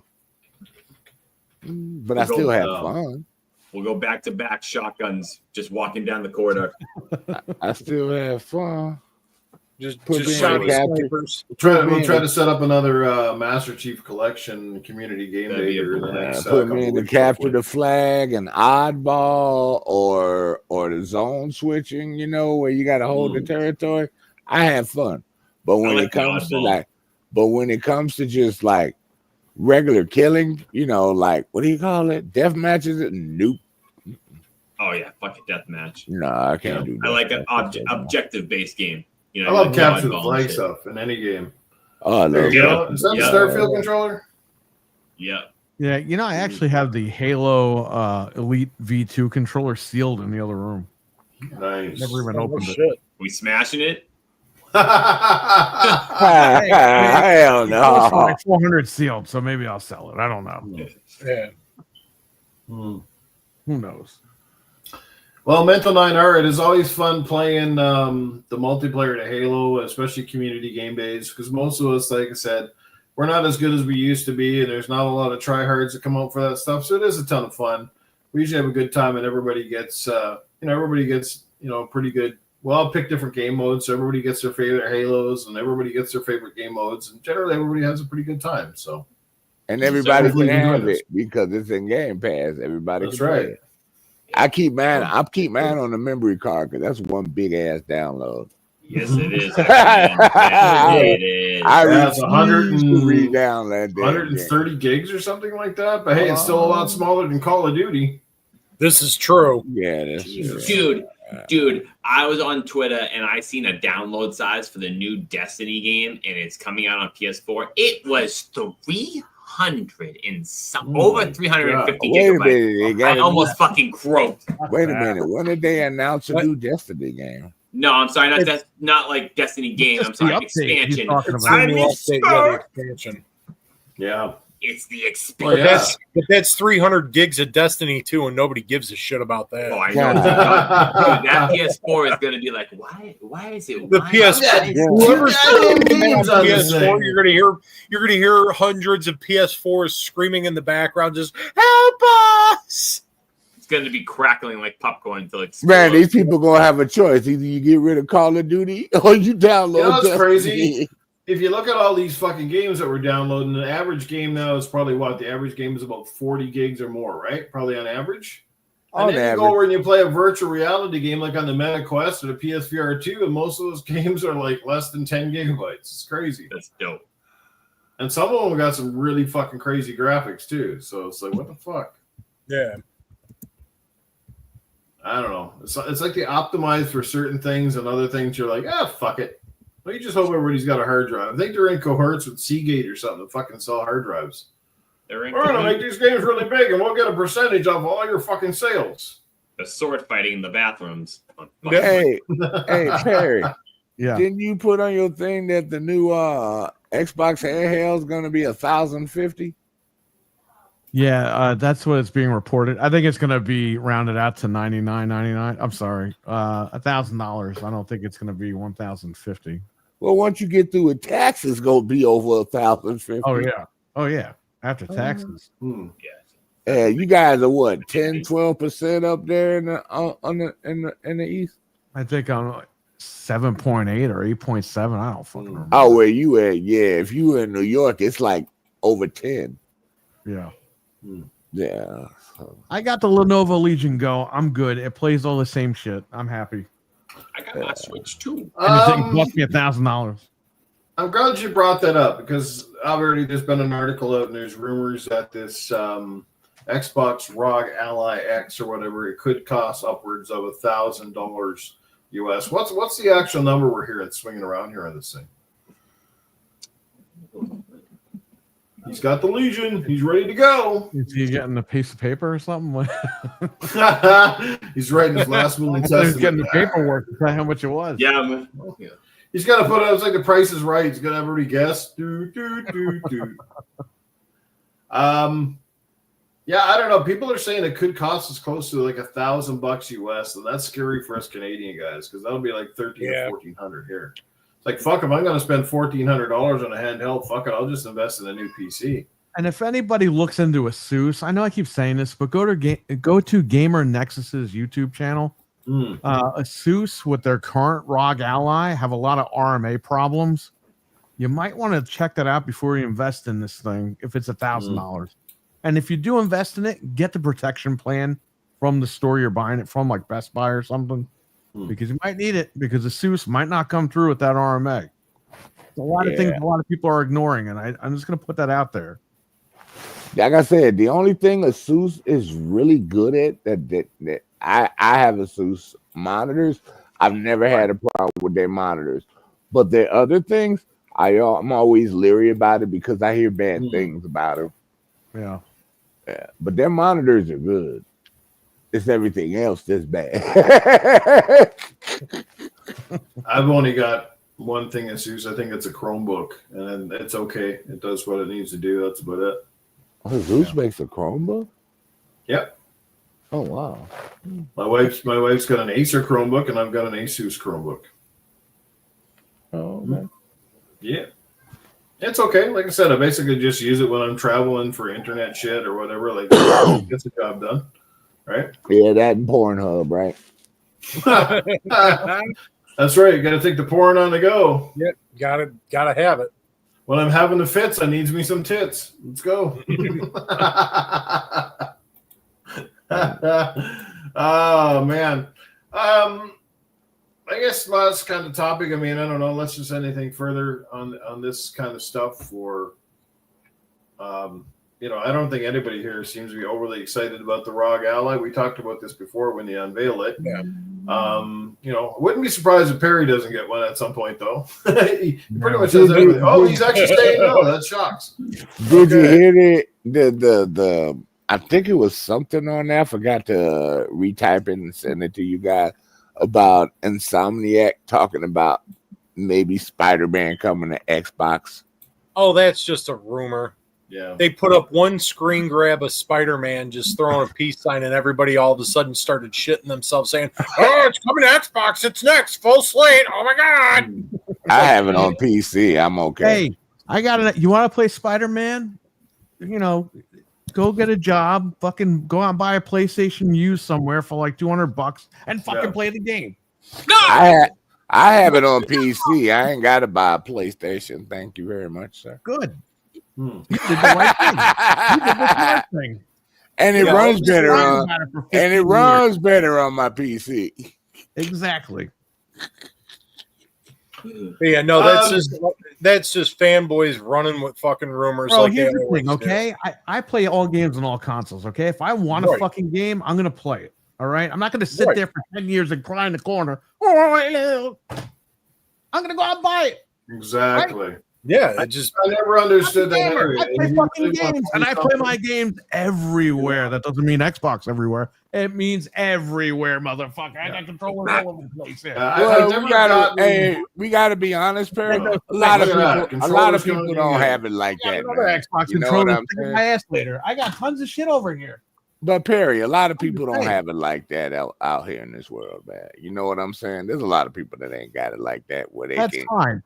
They can't afford more. To cry online about it for like 10, 15 years. I mean, come on, man. The game's almost 10 years old. You're crying about it not coming to Xbox? Oh, I'm not crying about it. I don't care. I got no PC. No, I don't think it's a problem for those who are in an unfortunate situation that they don't have the means or the finances to do that. But the people that just kind of do it because they're such a fanboy, they got the means, they got the money, exactly. But they won't. They refuse to because they can't. You know, I can't see myself with a PlayStation, or I can't see myself ever owning an Xbox. I'm not talking about poor people. I grew up poor. I am poor. I mean, it is what that's totally different. We totally understand. A lot of people that have, that one console, that's a big reason why they only own one console, because they can't afford. It's not just buying the games that you got to pay for your internet. You got to pay for the online. Games are not fucking cheap anymore, and it's if you're not in the Game Pass ecosystem, it can be really expensive, especially if you want to have a lot of games. If you're good with one or two a year, but look at all that. I mean, fucking trying to keep up with Microsoft and their goddamn controllers is a full-time job, right? Right, and that's the thing. It's funny that a lot of these guys will, and I don't like going on fanboy rants because I don't pay them much mind, because it's a lot of these guys. Oh, you're either on. You deserve a fanboy rant every once in a while. Go for it. Yeah. Well, it's the thing. It's like you got these guys out there where it's like, oh, you got to be on one side or the other. It's like, it's fucking video games, bro. It ain't fucking serious. All right? Get over yourselves. Jesus fucking Christ. But then on top of it, you got all these clowns out here, these diehards that'd be like, I'm not going to spend $70 on a Sony game. I'm not going to spend money on Sony. Fuck Sony. Motherfucker, you're out there chasing fucking exclusive fucking Elite controllers at $200 a pop. You want to talk about stuff? Eat my ass. Preach. Eat my ass. I like my Elite. I like maybe stop. Elite controller. Maybe stop buying hoodies for your Elite controllers and actually buy the fucking games. And then maybe you wouldn't fucking worry about it once in a while. Right? I mean, Jesus Christ, man. Right? It's like some of these arguments are just so fucking dumb. And then, of course, you try and because I go out there and I'll take the piss out of people online. I don't give a fuck. It's just, whatever. I'm just talking shit. But these guys get so fucking heated, and then they'll start fucking you get some of these lunatics who go out there and just fucking dox people over this shit. It's like, what the fuck are you trying to prove? You're behind a fucking keyboard, click-clacking away, fucking with no fucking balls, and then you hide behind block buttons like little fucking pussies because you can't take the fucking heat. If you can't take that fucking heat, don't set foot in the fucking kitchen. Jesus Christ, man. And the Xbox guys bitch about Dead Stranding, and they fucking love it now that it was on Xbox, right? And then, and then the PlayStation guys bitch about Forza, how Forza Horizon was a fucking piece of shit fucking racing game and didn't hold a candle to Gran Turismo. And guess what? Right. Fucking Forza Horizon is one of the top selling games on fucking PlayStation right now. Right. And then all of a sudden fucking you got all just like you said, like Forza, they bagged on it, now they're buying it up on PlayStation. Gears. People talk shit about fucking Gears, and now they're going to buy it up on PlayStation. You had all these assholes out there that was talking shit about Helldivers 2. Wonder how many of them motherfuckers is going to line up and fucking buy it. And then don't try and feed me the whole times is tough bullshit. I can only afford one fucking console. Eat my ass. You got how many? If you've got more than one fucking Elite controller in your fucking house and you're going to try and tell me times is tough, I just dropped $1,100 on my truck. You don't know nothing about times. Here's another thing. Here's another thing. At least if you got a job and you got at least some sense of credit, okay, guys? There is a thing. I don't know how it works in the States, but up here in Canada, if you buy shit through Amazon, they have a little thing called a firm, and you can buy any goddamn thing you want on their site, and you can pay either a year or a fucking 6 months. So if you can afford a burger combo, you can afford a firm. You can basically buy these consoles and pay like $12 or $15 a month for sometimes 6 months or 12 months or 18 months. It's not that fucking hard. So like I said, if you can afford a burger combo a month, you can afford a goddamn fucking console through Amazon and Affirm. It's not that fucking hard. It's like people never heard of credit. Sure, it's not the best fucking way to go about it. You got to pay a little bit of interest, but it's not fucking terrible either. It's not like the only way to get a goddamn console is to walk in and throw down $1,000. The 6 months you don't pay interest. The 12 months you pay interest, not the 6 months. Yeah, but I'm just saying there's options and there's ways to get some of this stuff without fucking like dropping down $1,000. So even if you're a little bit limited on income, where you got a part-time job, you can still buy some of this shit and not bankrupt yourself. I buy tons of shit off of Affirm. Like even if it's $100 game sometimes, and I'm in between checks and I don't have $100, guess what? I'll fucking buy it on Affirm and I'll pay it out. And guess what? If I have the money on the next check, I'll just pay the whole thing flat out and I don't get the penalty. Right? That's fantastic. Right. It's basically like credit, and you just buy what you need and go like that, and it fucking works good. I don't know how much shit in the last 2 years I bought with Affirm, and it's amazing. I love it. It's like it's a godsend, and it's better than, it's not like a credit card. It's just they'll take out the auto deduction from your bank account. So like if you buy something on the 15th of the month, 2 or 3 days later, say on the 18th, they'll take it out of your account. So if it's $12 or $15, and if you're worried about the auto payment coming out, guess what? You can jump on your app anytime and make the payment before they auto deduct it, just in case you're not sure about what's left in your goddamn account. So it's fucking fantastic, right? Yeah, and when I couldn't find an Xbox Series X anywhere, trust me, I couldn't find it anywhere. The only way I could get one is go through the Microsoft program that they have, and I went to the store, picked it up. My credit was good, and I just started paying on it. Yeah. That's how I got that through the Microsoft thing. And I went to Target and picked it right up. It was there. But Newf bought a console through fucking Affirm. He must be a broke ass bitch. Well, I don't care about a broke ass fucking bitch. But I'm a broke ass bitch. I got my PS. I got other bills to pay, motherfuckers. That's right. Maybe you live in your goddamn fucking parents' and grandma's basement, and that's all you got is money to spend on fucking games all the time. But I got cars, I got insurance, I got fucking credit cards, I got fucking mortgage, I got fucking 4 cats that almost eat me out of a fucking house and home every month. The list goes on, man. I got a motorcycle payment. I got to put gas in my car. I got to get to fucking work. You know, I got real life problems. Right. Some of the fucking people that complain about us guys and call us broke ass bitches, I'm sorry, motherfuckers. Take a look at yourself. I bet you're probably still in the basement fucking jerking off at 7 o'clock in the morning, drinking fucking Mountain Dew and rubbing Cheeto dust on your asshole while you're fucking, getting your mom bringing out a bowl of Cheerios. Are you trying to say they're all grandma's boys? Oh, most of them. No, grandma's boys, they'd be better than that shit. Jesus. There's no way half the guys that bitch at us, there's no way half the guys that bitch at us about our podcasts and our opinions got fucking real jobs. You know why? Because you can podcast at 7 in the morning and they're bitching at you. You can podcast 10 o'clock in the night and they're bitching at you. It's like, did I fucking ever fucking sleep or what?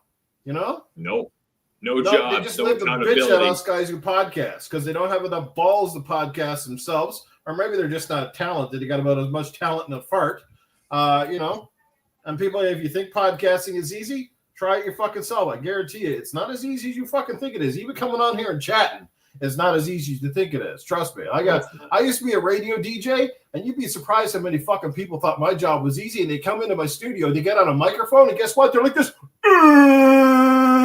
You fucking can't put 5 fucking words together as soon as a microphone gets in front of them. And I'm over here fucking spitting off shit like tick, tick, tick, tick, you know what I mean? Like I can make up a commercial in fucking 30 seconds. Right? Come see it, man. Yeah, and I gotta agree, and especially because I've been on the other side of that mic in a radio studio, taking interviews and shit. It's not an easy fucking gig. And it's a lot of these clowns out here, man. And it's like, again, normally I don't fucking get into it because I don't pay it no mind. I'll take the piss out of them online, whatever. And if they want to fucking talk shit and block and say I'm half dead, eat my balls, whatever, I'm still fucking standing. I don't give a shit. But, and then they go hide behind a block button or whatever. But, yeah, it's just like, we get it, man. Times is tough. All right. Don't fucking beg about something you ain't got. Like you should have it like you're some entitled piece of shit asshole, man. Yeah. Just you fucking buck up or you fucking move on and use what you got. I mean, we're all old enough to know that that's how we were brought up. It's like you got what you got and you make do with what you got. There's too many homeless people out here in the world. Exactly. That wish they had what you had. Yeah, and then they get bitching. and then they're going I to was cry just saying about a this to fucking my video wife. game. I was Yeah, just they're saying going that to to the cry wife this about morning. video games. But then again, social media has also made it so that a lot of people can get very fucking comfortable running their fucking mouths and not having the fucking dentist they deserve. You know, but yeah, it's just sad. It's just like to the original point of that conversation is just, again, you know, you're gonna beg, and then you're gonna shit talk, and then you're out here spending $200 of crack on a fucking controller and a fucking hoodie for your controller and shit, like, you know, like it's some kind of status symbol. It's like, what are you doing? Well, What are you doing? I'm not here to tell anybody how to spend their money, and I hate it when people tell me how to spend mine. When people always give me the fact that, well, Newf, you don't want to get Game Pass, why not? It's the best value in gaming. I don't give a fuck. I want to spend my money. If I want to spend $500 buying fucking games in the next 3 days, that's my fucking prerogative. Let me worry about it. Let me worry about what's in my bank account, and you worry about yours. Right? At the end of the day, I have my reasons and I have my preferences, and that ain't gonna fucking change. You know what I'm saying? So I'm not here to tell you to spend your money. You know, you play what you want to play. Again, we're just trying to talk about the childishness that goes on, the fucking bullshit. You know what I mean? And again, it's just opinions a lot of time, and some people just take this shit way too fucking far. They get really and any podcaster will tell you it's one thing to take a shot at us here on this panel, but when you bring our families into stuff and you start bringing personal shit into stuff, it's fucking personal. It's on, baby. And that's the shit that any podcaster will tell you. When you're going to start going out and dossing people and sending them death threats and that fucking shit, and I'm coming to your house, look, buddy, I'll send you my fucking address. You come to my house, and let's see how it goes down. Yep. Trust me, I'll give you the address. I'll give you my phone number. You come to my house. You better be packing your fucking heat, because I got a sharp katana, and I'll fucking chop the goddamn fucking nuts off your sack. Let me tell you. Dude, Yeah, because if you call Newf that long, hey, if you call Newf that long distance bill, gonna kick your ass enough. That's right. You come up to Canada. You survive our winter. That enough to put you back in your pussy hotel. You know what I mean? Oh, I grew up in hey, me and my buddy Proto, we grew up in Chicago. We can survive. We can survive your winters. It's like some of these clowns. That's like some of these clowns. I want to tell them, you before you hide behind your block button, go ahead and book you a flight. I'll pick you up from Midway myself. I'll tie you back behind my bike, and I'll drag you over here, and then we'll do the business. Like the guy when it's 40 below zero outside. Who was the guy that was attacking you, but talking about your fucking heart condition, right? Like, that's bullshit. Oh, I don't. Yeah, that fucking dude. Like I said, I ain't gonna pay him no mind. It's just another one of them pussies. But yeah, But again, sometimes that shit gets under my fucking skin. And like I said, go ahead, man. Yeah, you make it personal. Go ahead and fly through Midway. Let me know what flight you're coming on. I'll make sure I chain you back behind the bike and drag you all the way back to Joliet. You know, it's funny. God don't like ugly. So when he gets a little older, and he probably gonna start having them problems because he talked about somebody else that had those problems. Yeah, God believes in payback. It's real. Yeah, it's real. That's all I got to say about that. I'm sorry, I went on a tear there for a second. No, man, that's good. I'm just making a point. Again, people take stuff way too serious. We never do. Like, it's gaming. We're having fun. It's opinions. Sometimes our opinions just to be a little coarse, but it's not because we say it, again, and I stress, we don't say this stuff because we hate Microsoft or we hate Sony or Nintendo or whatever it be the case. We say it the opposite. We say it because we love the brands and we've invested our years, our time. I mean, nobody probably in this panel's invested more than Perry. I mean, fucking he owns a shop. The man has spent thousands upon thousands of dollars on these systems, the consoles, the ecosystems, like, people on here, I don't even come close to a fraction what this man has spent. You know what I mean? So it's an investment, and you just feel a little bit betrayed sometimes when some of these companies do absolutely stupid stuff that doesn't make a lot of sense to gamers. That's all it is. And we get a little personal because of that, Yep. And that's all it is. But at the end of the day, we all sit here, we have to accept what they're doing because the last time I checked, we don't stand a piss in the wind. Like, we don't course correct these fucking companies. When was the last time a company said, "Oh, stop! We're going to listen to the fans and do something right"? Actually, I think the only person that did it that I can call in the last couple of years was fucking Paramount Studios when they fucking changed the design of Sonic the Hedgehog for the fucking movie because the fans outraged and they changed it. And good goddamn thing they did, because guess what? Sonic the Hedgehog movies are now a huge success. But I guarantee you, if that first movie came out the way it was looking, that fucking shit would have been DOA, and we probably wouldn't be on Sonic 3 already. That crashed, burned, and then fucking blew up. That looked fucking ugly. Like that was what's funny about that whole thing, monstrosity is that. What's funny about that whole thing is because Paramount actually did change Sonic, and those movies made a lot of money and they were successful. Yeah. They put Ugly Sonic in the Chip and Dale movie. Disney bought the rights to him. Yeah, and he's like the hero of the film, and everyone loved the movie. So because they fixed that problem, they got rid of their problem, and he became a success anyway. So that's weird. It's weird how that stuff worked out. Here's what's funny: we've been playing game systems for so long.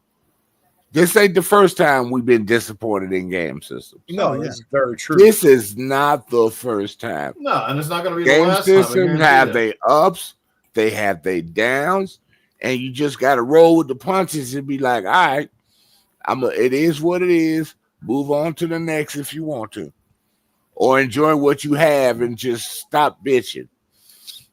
Yeah, that's it. That's all. Life is short. You know what? If you don't like the new games, there's still about 1 million old games you can go back and play, right? So either which way you can't really go wrong. It's just whatever hits the moment, right? And unless you're wicked, they don't know nothing about old games. Well, that's unless you're Sir X-Man, you can't remember all the games you've played. You know what? I ain't even gonna tell you that's not a lie. I'm not even gonna say that's not a lie. There's only a super select few that I remember. And please, somebody please make me a brand new Godzilla Destroy All Monsters. The fuck is that? Oh, fuck yeah. What the hell? You never heard of Godzilla Destroy All Monsters? Perry, you got a fucking banana butt plug. Is that a micro SD?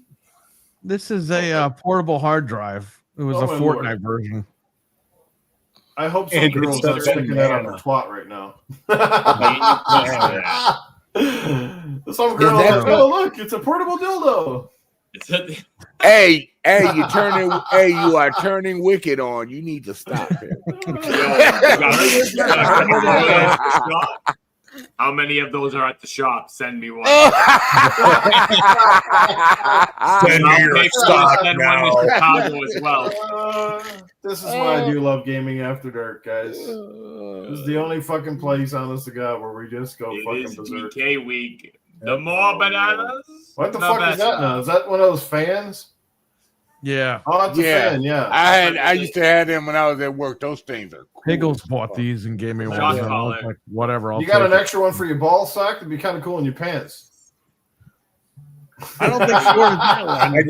You look like you have a giant nose ring stuck to your balls. If it was one wedding anniversary this year, maybe she'll get me that. I don't know. Who the hell knows? If it was one for the ball sack, I'd need to get fucking industrial strength, especially when I'm out on the bike. I get swampy.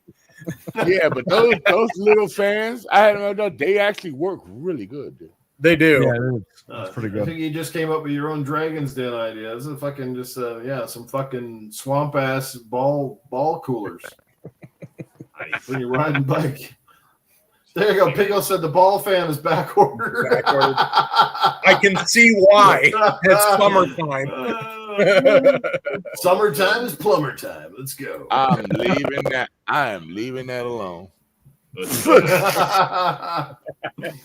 Oh man. But yeah, man, at the end of the fucking day, it's all video games and it ain't that fucking serious, and don't take it so seriously because none of us are getting out alive anyway.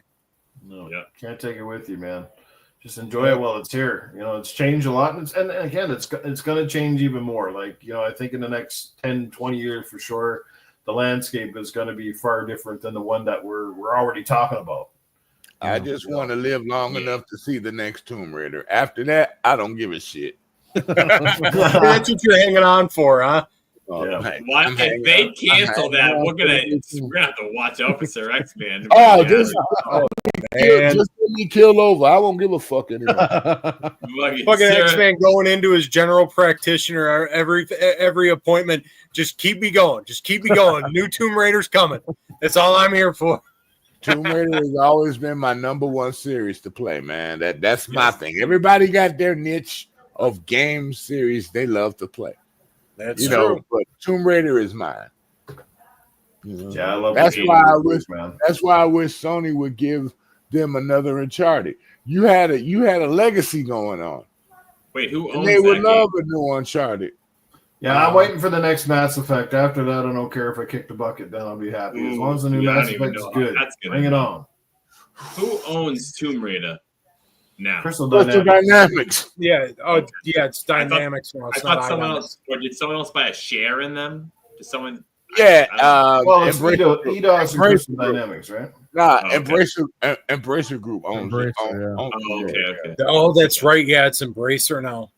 And the only reason they had to slow down on, because they was helping people with a game that got fucking canceled.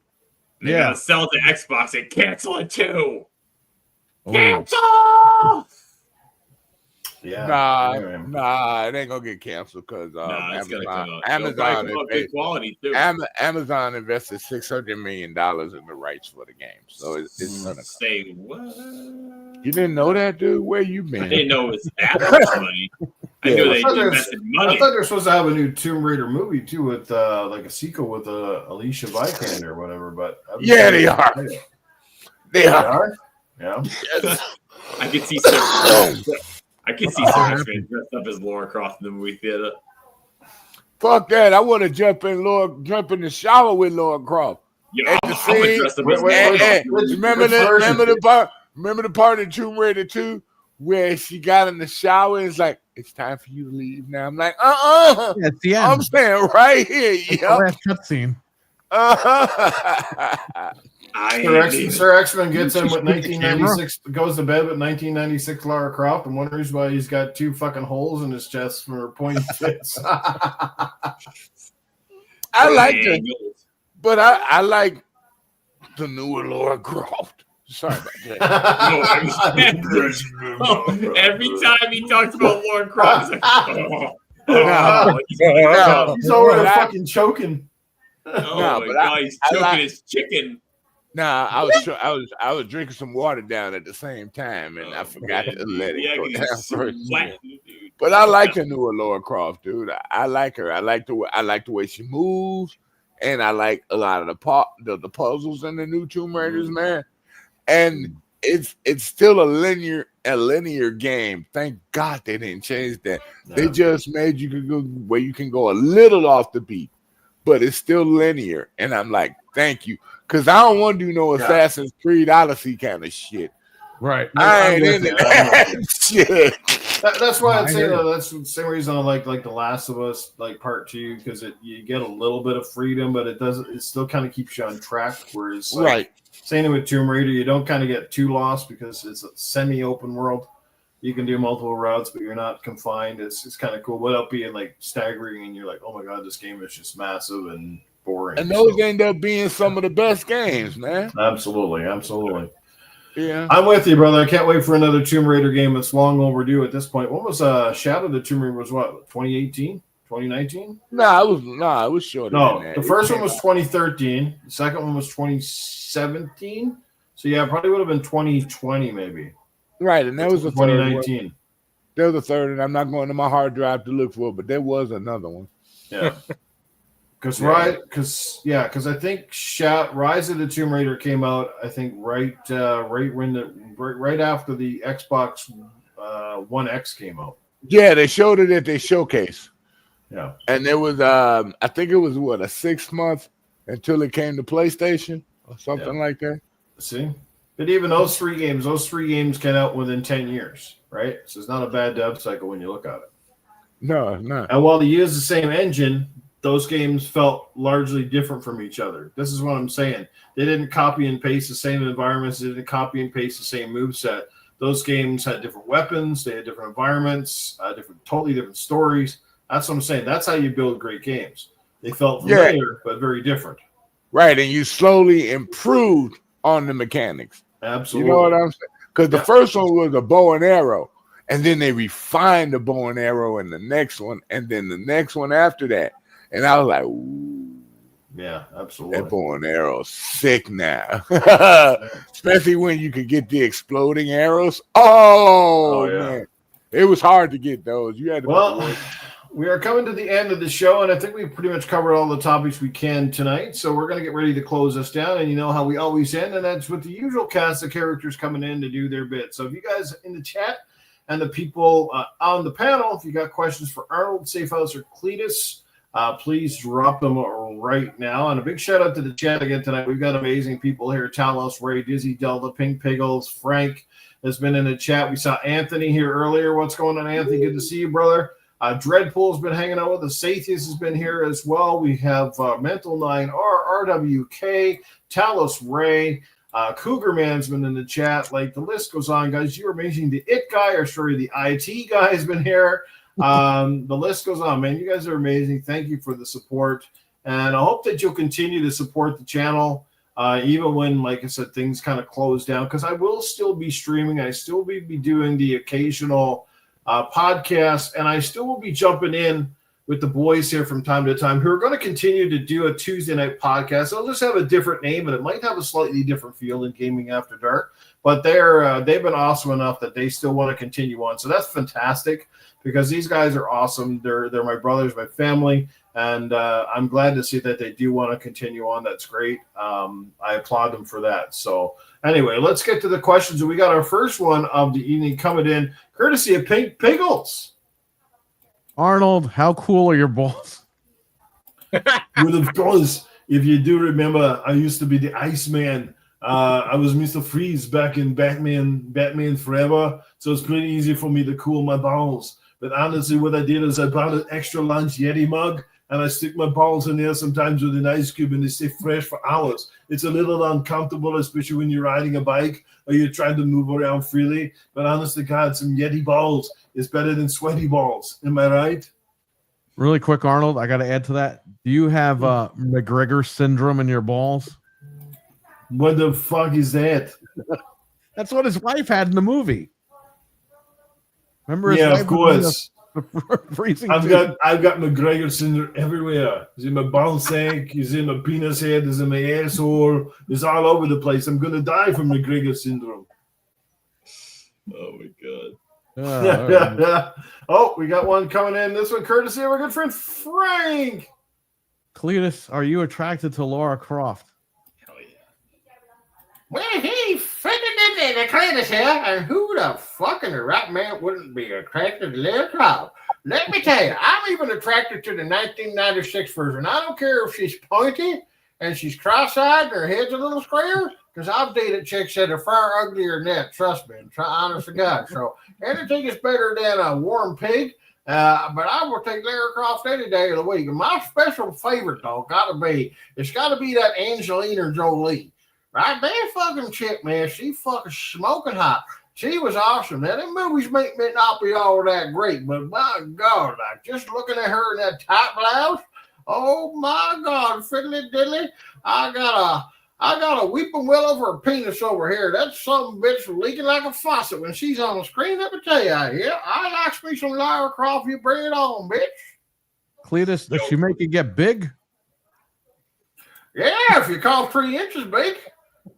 But it's hard. It's hard as a rock. It's the best 3 inches she ever had until I gave her a wad of $1,000 bills. You're still bigger than Brad Pitt. I mean, that guy was like an inch and a half. Yeah, it's hot. Absolutely. Absolutely. Cletus, I got a question for you, Cletus. She said he got a stinky pinky for a penis, that one. Hot tamale. All right, go ahead. All right, Cletus, if Laura Croft farted in a jar, you wouldn't smell it? Oh, for fuck's sake, I would fucking not only smell it, I'd inhale it. I'd probably put it in a bomb and smoke it. You know what I'm saying? I mean, I picture her farts are probably like a premium perfume. You know what I'm saying? Like, I bet you could smell that shit and your fucking brain would be on hiatus for about an hour. And it'll probably smell something like, it's probably like vagina odoo. You know what I'm saying? It's like, it's probably quite the scent, let me tell you.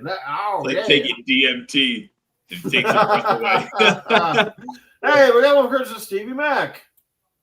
Safe House, are you trying to... Oh, I'm not reading that. Goddamn it, Stephen Merrick. Let me fucking tell you this. Motherfucker, that fucking list is out there. Let me tell you right now, that list is longer than fucking Santa Claus's naughty list.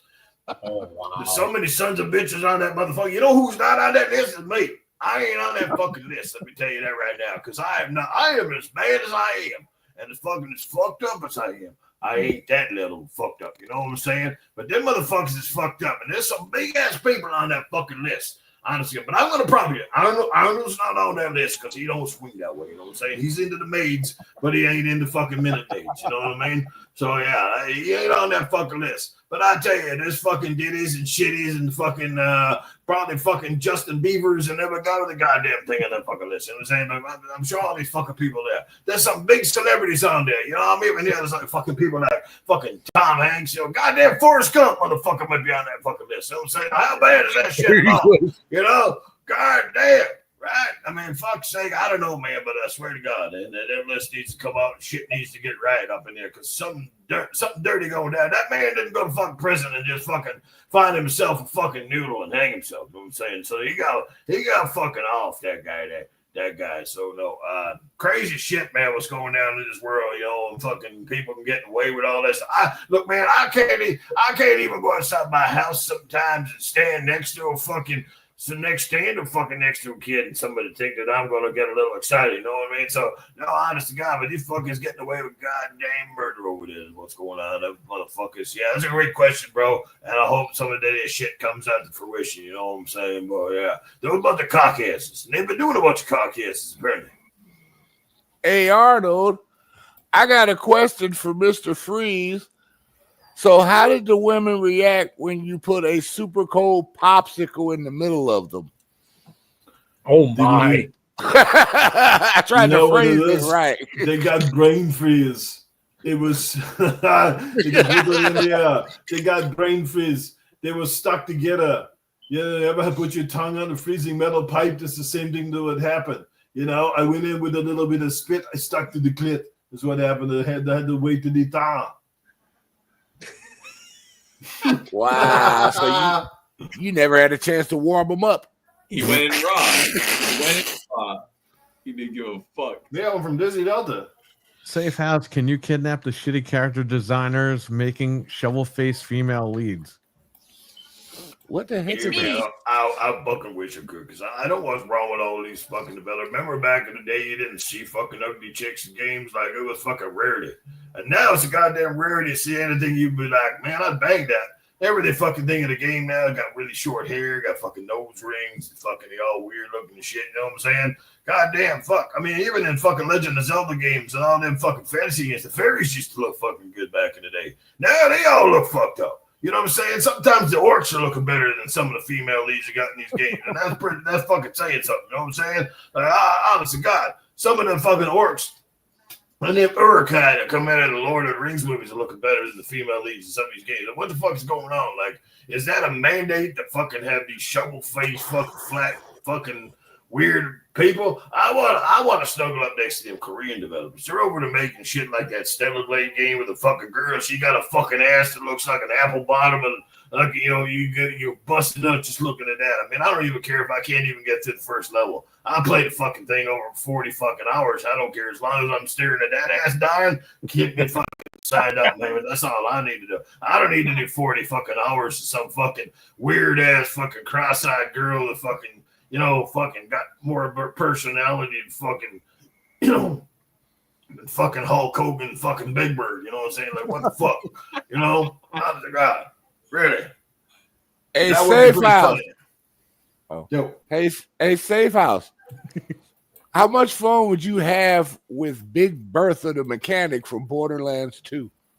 Well, I have a lot of fun for her, man. Let me tell you that right now. I have a lot of fun. I like some of them big women, man. You know, the best thing about some of them big lars, them large in the church, especially she's a mechanic, so that means she's good with tools.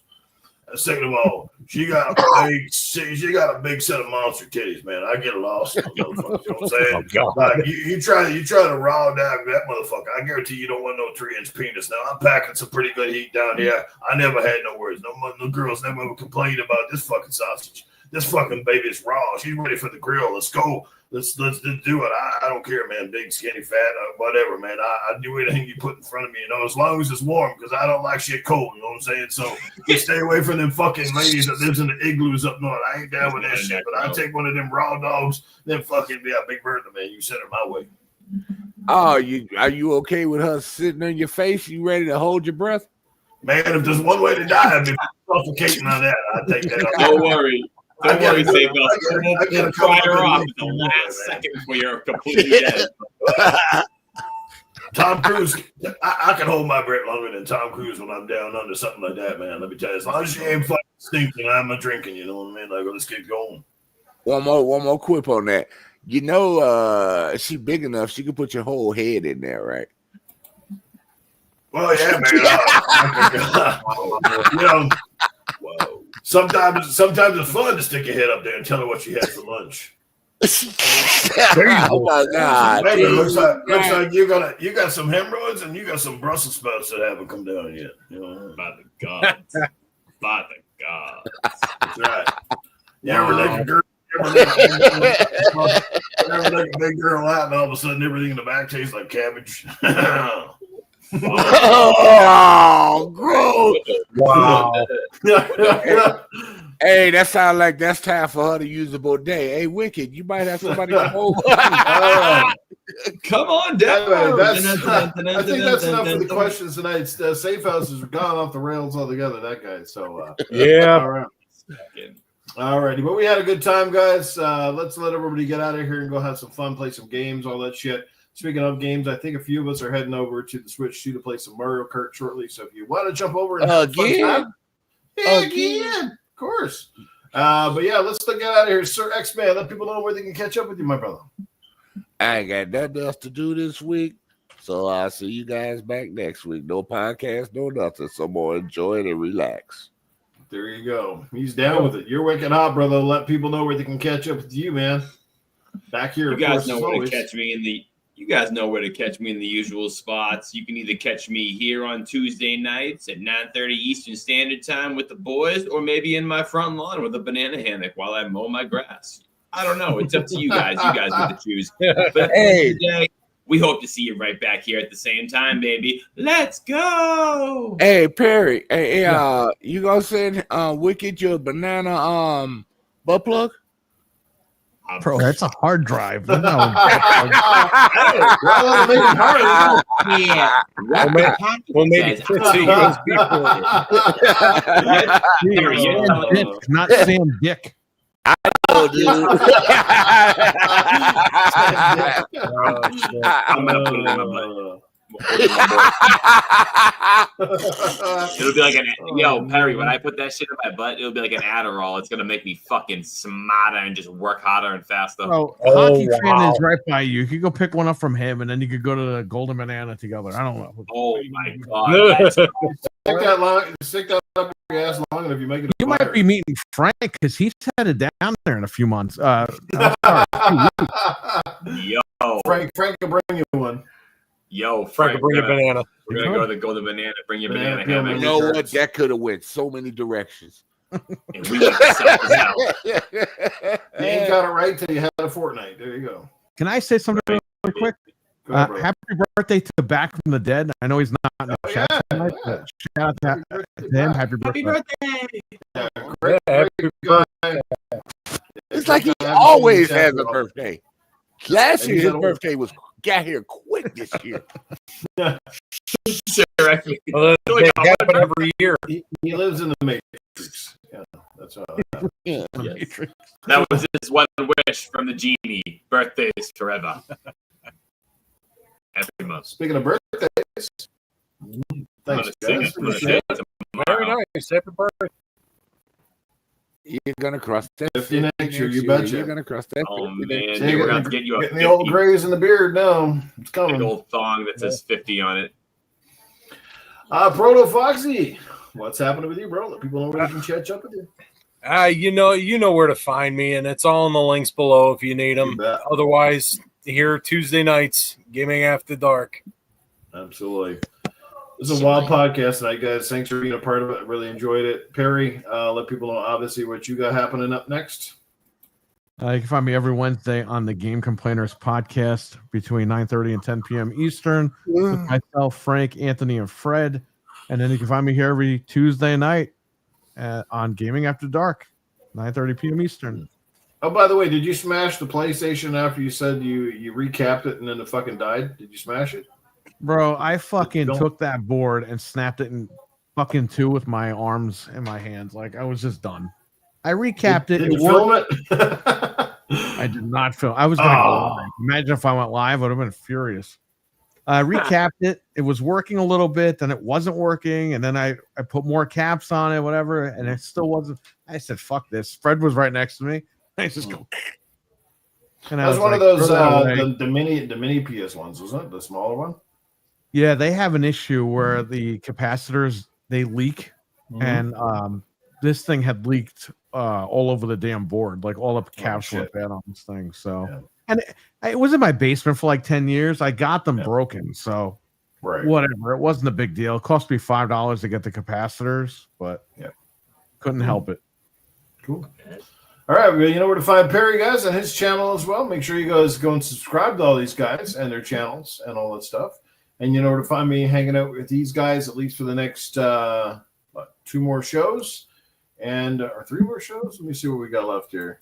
I think 2. 2 more after tonight. Yeah, so 2 more episodes of Gaming After Dark before it kind of goes out with the dodo bird, so to speak.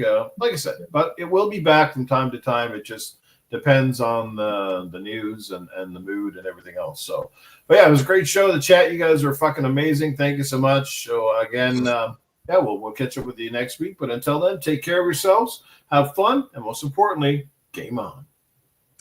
Bye. Peace. Yay!